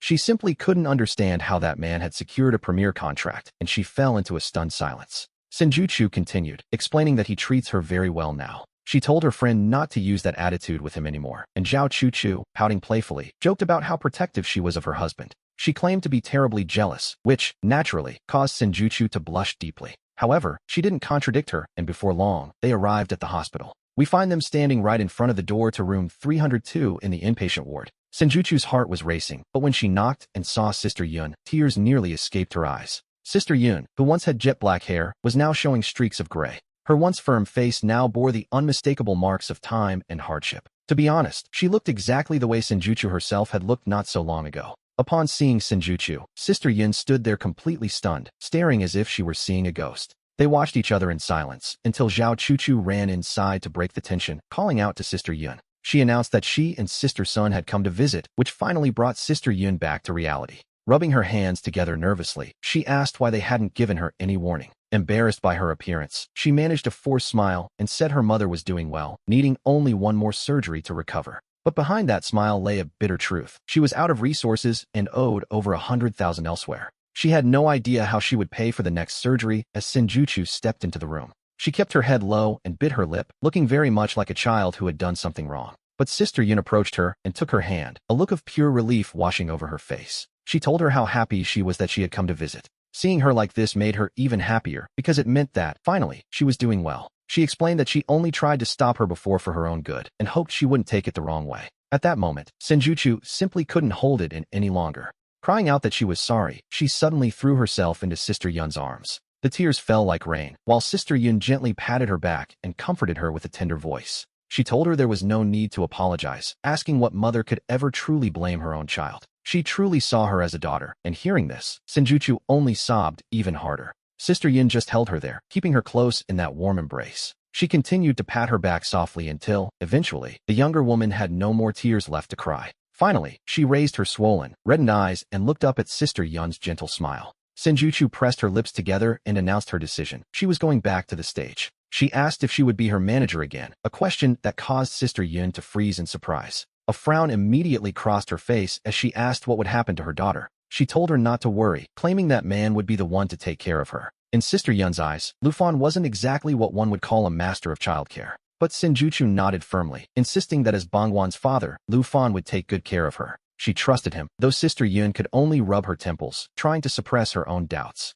Even if he could manage the child, she reminded her that returning to the spotlight is never easy. She questioned if she had a company to sign with and what kind of resources they would actually provide. Before she could even finish her sentence, Senjuchu reached into her bag and pulled something out. She handed her a document, asking her to look at the contract from Bright Star Entertainment. The moment she saw the words Bright Star Entertainment, Sister Yun was instantly stunned. After all, that was one of the 3 biggest companies in the entire country. With a healthy dose of skepticism, she took the contract and began to review it carefully. But the more she read, the more shocked she became by what was written there. By the time she reached the end, her hands had actually begun to tremble slightly. What kind of heavenly contract was this? We have to wonder if Senjuchu had kidnapped the owner of Bright Star. It offered the very best resources, and all without any restrictions on her personal freedom. A short 2-year contract. This was practically an abusive clause in favor of the artist. Sister Yun suddenly snapped her head up, her voice trembling with disbelief. She asked if this was real, and of course it was, as it even bore the official Bright Star seal. Senjuchu hurried to explain, fearing for a moment that her friend simply wouldn't believe her.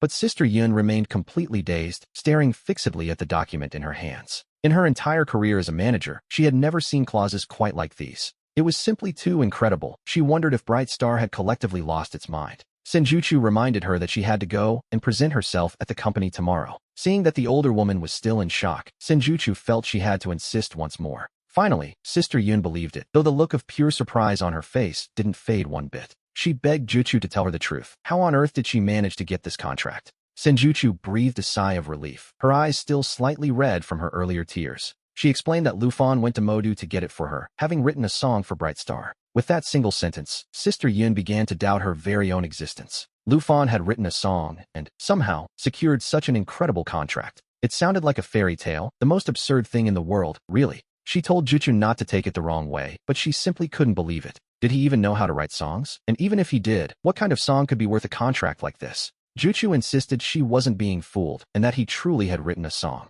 Seeing that Sister Yun was still skeptical, Senjuchu immediately pulled out her phone. She opened the account named Buffon, yet her friend still struggled to accept the truth. Sister Yun took the phone with deep skepticism, while Zhao Chuchu, standing nearby, also leaned in to look. In the next moment, good God, they saw more than 100 million likes. Zhao Chuchu let out an exaggerated gasp before quickly covering her mouth. They were in a hospital, after all. Sister Yun, meanwhile, remained completely stunned. What kind of video could possibly garner over 100 million likes? Then she saw the account name, Yinseo Creation Buffon, and Sister Yun felt instantly disoriented. She raised her head as an utterly absurd thought crossed her mind. Could Buffon actually be Lufan? Zhao Chuchu also let out a soft, shocked exclamation. Buffon, the most popular and mysterious figure on the entire internet. It couldn't be. Seeing the two of them so shocked, Senjuchu felt her face flush even deeper. She confirmed it was true, and finally, Sister Yun's mind fully processed the reality of the situation. With a complex look in her eyes, she handed the phone back to Senjuchu.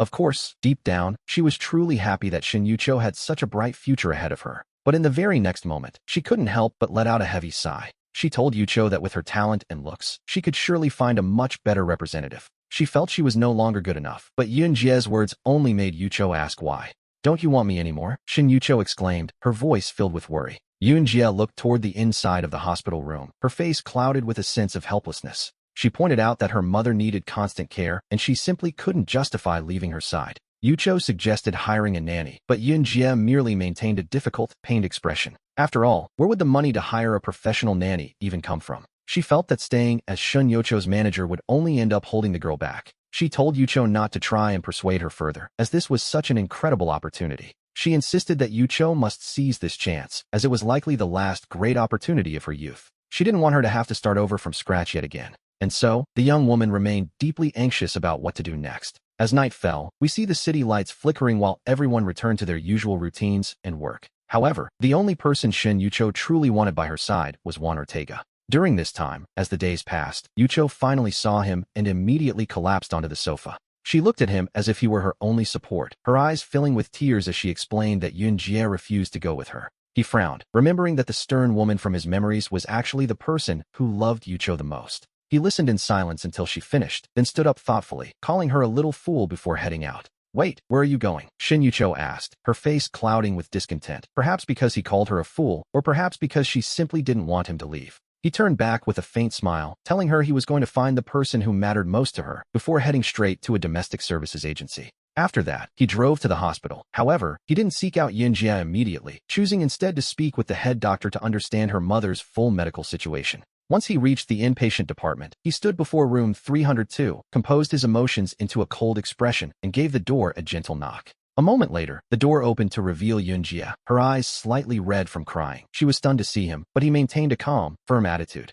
"Yunjie, aren't you going to let me in?" he asked, and though she frowned, she eventually stepped aside to allow him to enter the room. Despite her initial hesitation, he walked quickly to the bedside and took the elderly woman's hand, explaining that his wife was a friend of Yunjie's who had visited earlier. Upon hearing this, the old woman offered a warm, affectionate smile, remarking on how kind it was for Yunjie's friends to be so attentive to her. He replied immediately, telling her that having Yunjie as a friend was a blessing, and jokingly added that his wife talked about her so much it made his ears ring. Then, changing his tone, he began to ramble about how his wife wanted to travel for work with Yunjie, but Yunjie was too worried about her mother's health to go. He described how heartbroken his wife was when she got home, while behind him, Yunjie's expression shifted violently, seeing him as a mere messenger sent by Yucho. "What job, Xiaoyan? What's going on?" the mother asked, her gray eyebrows furrowing as she realized she knew nothing of her daughter's specific work situation. Yunjie glared at him and rushed to explain that there was no such job, but the old woman wasn't a fool and immediately took his hand, asking for the truth. Pretending to be troubled, he looked at Yunjie and slowly explained that the job required travel, and though they wanted to hire a nanny for her, Yunjie refused.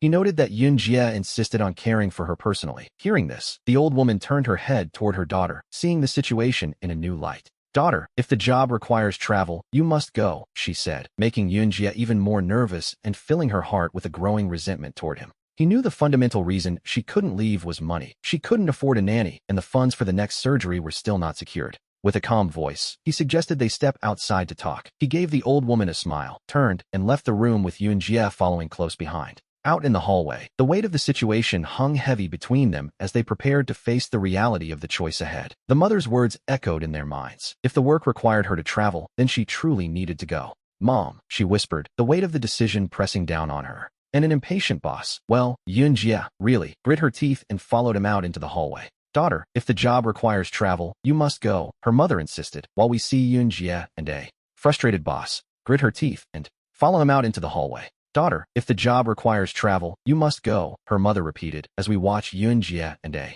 boss grit her teeth and follow him out into the hallway. "Daughter, if the job requires travel, you must go," her mother said, while an impatient Yunjie and a boss grit her teeth and followed him out into the hallway. "Daughter, if the job requires travel, you must go," her mother urged, as an impatient Yunjie and a boss grit her teeth and followed him into the hallway. "Daughter, if the job requires travel, you must go," her mother said once more, while an impatient Yunjie and a boss grit her teeth and followed him into the hallway. "Daughter, if the job requires travel, go," her mother insisted, as Yunjie followed him out. "Daughter, if the job requires travel, you must go," her mother repeated, while Yunjie grit her teeth and followed him into the hallway. "Daughter, if the job requires travel, you must go," her mother said, as Yunjie grit her teeth and followed him into the hallway. "Daughter, if the job requires travel, you must go," her mother urged, while Yunjie grit her teeth and followed him into the hallway. She crossed her arms and turned her head to look at him, her eyes burning with a mix of anger and desperation. He simply smiled and decided it was best to stop teasing her for the moment. Tomorrow, when you leave, remember to take your 2 loyal bodyguards with you, given that temper of yours. If you don't take them along, they'll surely mistreat you out there. At that, Senjuchu's eyes lit up instantly. The sheer speed of her change in expression left him quite astonished. Did Yunji agree? Well, what do you think? Fine, I'm going to cook now. Don't bother me. Senjuchu ultimately didn't ask how he pulled it off, because every time she did, he played the fool. But that didn't stop her gaze toward him from becoming brighter and brighter with each passing day. She must have thought that, since he changed, there was nothing he couldn't achieve. The next morning, we see that Senjuchu has risen quite early. He did as well, and strangely enough, he didn't go out for his usual run. Instead, the two of them prepared breakfast together in the kitchen in total silence. Wanwan was still sleeping, and Senjuchu feared that if she saw her awake, she wouldn't be able to leave. Once breakfast was ready, she ate her meal quietly. He sat down right beside her, chattering away like a worried housewife. What's the news? What's happening over there? Remember to call home often. If you don't, Wanwan will miss you, and if anything happens, tell me. Don't keep it to yourself like a fool. Senjuchu sipped her porridge, listening to his words, and suddenly felt a sharp pang of emptiness in her heart. She didn't want to go, so she ate very slowly, until the bowl was finally empty. Justo entonces, su telefono sonó y tu ese lo recordaste. Reacciono y contesto la llamada. Diga, hermana son, estoy lista, la hermana yun está conmigo. Cuando vendrás? Legar en un momento. Cuando vendrás? Legar en un momento. Un poco más. Está bien. Nos vimos en la entrada de mi casa. Colgo el teléfono. Senjuchu levantó la cabeza para mirarte. Sus ojos almendrados tenían una expresión tan compleja que te hizo temblar el corazón. Tuviste que admitir que Senjuchu era realmente hermosa, así que rápidamente desviaste la mirada. Mirando el equipaje en la sala, es hora de irnos. No hagas esperar a los demás. Voy a ver a Wanwan y me voy. Senjuchu retiró la mirada. Su voz era muy suave. Asentiste y entraron juntos al dormitorio. La pequeña dormía profundamente, con los brazos y piernas abiertos. Sin saber que su madre estaba a punto de lejos. Senjuchu se inclinó sobre su carita y la besó una y otra vez. Luego hundió su rostro en el cuello de la niña, frotándose, antes de levantarse con desgana. Salió del dormitorio mirando hacia atrás a cada paso. Tú la seguiste en silencio y la ayudaste a subir el equipaje al coche. La vis sentarse en el asiento del conductor. Luego cerraste la puerta y caminaste hacia un lado. Me voy. Senjuchu giró la cabeza para mirarte. Recuerda volver a casa seguido. Si no, la pequeña armará un poco. Es un escándalo. Entendido. El coche arrancó. Y de repente Senjuchu volvió a girarse. Con una expresión extremadamente seria, Lufan, me gustas. Justo después de decirlo, sin esperar tu respuesta, el coche partió rugiendo. Llegaron al centro de la ciudad, donde Zhao Chuchuya estaba impatient. Beside her, Sister Yin simply shook her head in silence. This girl, it seemed, was still as impatient as ever. Seeing Senjuchu's car arrive, Zhao Chuchu waved her hand repeatedly, calling out to her friend. Sister Yin had never imagined that the three of them would actually end up at the house together. She wondered if they would ever meet again, all because of that man who looked like an inexperienced, pretty boy. Senjuchu thanked Sister Yin for coming, noting that without her, Chuchu would be lost. The older woman just smiled, telling her that even as a mother, she still acted like a child. Sister Yin patted her hand with an efficient expression, cutting through the sentimentality. She told her she should really be thanking her husband instead, before sending her off to get the luggage. Those words made Senjuchu blush intensely, as she still had no idea even now exactly how Lufan had managed to convince Sister Yin to help. Soon, they began loading her bags. It wasn't a stressful amount of luggage, and the car handled the load without any trouble. As they climbed inside, Zhao Chuchu waved her hand and shouted with excitement that they were finally off. The bright road stretched out before them, and they were ready to face whatever came next. The car accelerated, beginning the long journey toward the Magic City. Meanwhile, at the Fans and Entertainment corporate building, Li Xia had arrived at her office quite early. She remained restless all day, and when noon finally arrived, she carefully calculated the time. She headed down immediately to the building's entrance, driven by a burning curiosity to see that person. She wondered what this supposedly pampered wife would actually be like. It didn't take long before a car with Hengqin license plates pulled into the parking lot. Li Xia narrowed her eyes as we see three people step out of the car, one of them chattering away, brimming with youthful energy. Beside her was an older woman, her expression radiating nothing but pure affection. Watching these two friends, Li Xiao realized that Senjuchu's character was likely quite pleasant. To be honest, it would have to be. Then she turned her gaze toward the woman in the middle, with her soft features, almond eyes, and a tender smile on her lips. Looking at her inspired a certain warmth. It was no wonder Lufan acted the way he did. Li Xia quickly composed herself and approached them with a professional stride. "Hello, you must be Senjuchu, right?" she asked with a polite nod. I am Li Xia, the Deputy Director of the Human Resources Department here at Fansen. Welcome. Hello, I'm Senjuchu, the young woman replied, returning the greeting. Senjuchu's voice was remarkably soft and sweet, just as one might have imagined. She, too, was observing this artist, noting her excellent poise and her beautiful, resonant voice. Moreover, she found the woman to be unexpectedly clean and pure in her presence. But deep down, Li Xia couldn't help but wonder about such a kind-hearted woman. How on earth had Lu Fan managed to win her over? She finally looked away and turned her attention to Chao Chu-Chu and Sister Yun. And you? Who might you two be? This is Chao Chu-Chu, my assistant, Senjuchu introduced. And this is Sister Yun, my agent, she added with a serious, respectful tone. Even so, Senjuchu felt that this woman she had just met was being exceptionally courteous to her. Yet, the reaction felt a bit strange. Senjuchu tilted her head in confusion as a sudden, darker thought crossed her mind. Your own team? That's excellent. It certainly saves us a lot of trouble, Li Xia remarked. Li Xia nodded to them both before turning around. I'll give you a tour first, because for the next 2 years, this is where you'll be working, she explained. After the tour, I'll take you all to your apartment. As they followed Li Xia into the building, we see that Chao Chu-Chu was already completely starstruck. To be honest, this place was far more luxurious than Tianmei Entertainment back in Haiyanshan. At every turn, they spotted famous stars who were currently trending all over the news. There was simply no comparing this headquarters to the small Tianmei branch they knew. We have to remember that in Haiyanshan, even a second-tier singer like Lioli could act like a total diva.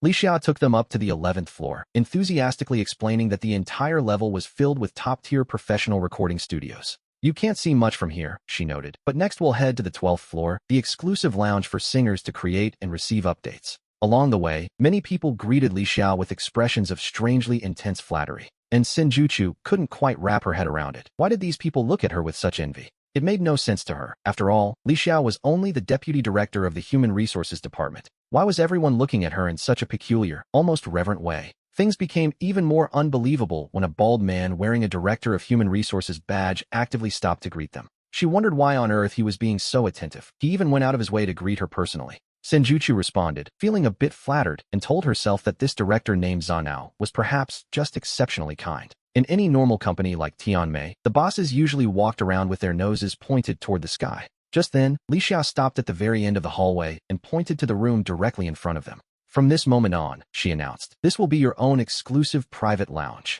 Senjuchu looked up at the closed door, her heart likely racing just a little bit. The door featured a digital code lock, and there, on the nameplate, her own name was clearly written. Li Xia began punching in the code, explaining that the initial password was 666,666, though she could change it later herself. Let's take a look inside, she said, and with a soft click, the door swung open. As they stepped into the room, Chao Chu-Chu let out an instantaneous, breathless wow. The lounge was absolutely massive, and to be honest, the decor was almost excessively luxurious. Even Xin Yuchun was visibly stunned. She had never seen a private lounge quite this grand before. Poor Chao Chu-Chu looked as though she might actually faint from pure happiness. When they compared this to the cramped kennel they had back at Tianmei, there was simply no contest. She realized that if she hadn't made this move, she never would have experienced this. It was enough to make her feel quite emotional. She truly wanted to just throw herself onto the sofa and roll around in joy. Li Xia couldn't help but smile as she watched their expressions of utter disbelief. Not everyone gets this treatment, she noted, but top-tier talent requires top-tier facilities.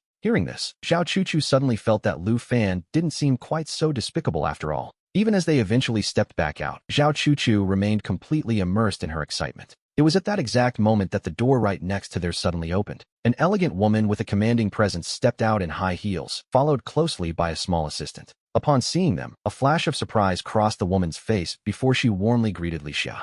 Sisterly, she asked, are you personally showing people to their rooms today? Li Xia confirmed it, mentioning that Lena was heading out for a meeting later that afternoon. I'll leave you to your work then, sisterly, Lena said, casting only a brief, passing glance at Xin Yuchun. And with that, she turned and walked away with an elegant click-clack of her heels. We should be going as well, Li Xia said, turning back toward our group. With that familiar smile returning to her face, she explained that the upper floors were all meeting rooms, so there was no need to visit them. Instead, they would go straight to the apartment to drop off the luggage and get something to eat. It's on me, she added, though Chao Chu-Chu was starting to feel that her enthusiasm was perhaps a bit excessive. To be honest, she had a very good impression of the company so far. And yet, everything felt just a little bit strange. As they stepped into the elevator, Chao Chu-Chu finally asked in a low voice. Director Li, you and Lu Fan, you know each other quite well, don't you? Li Xiao's smile froze for a fraction of a second as she realized what the girl was getting at. Chao Chu-Chu's gaze darkened, feeling a strange, indescribable pang in her heart. Well, when she first arrived, I was the one who received her, and I've been managing the cooperation ever since, Li Xiao explained. She quickly regained her composure, noting that they simply shared a level of professional trust. Though in this business, personal lives often remain a bit of a mystery.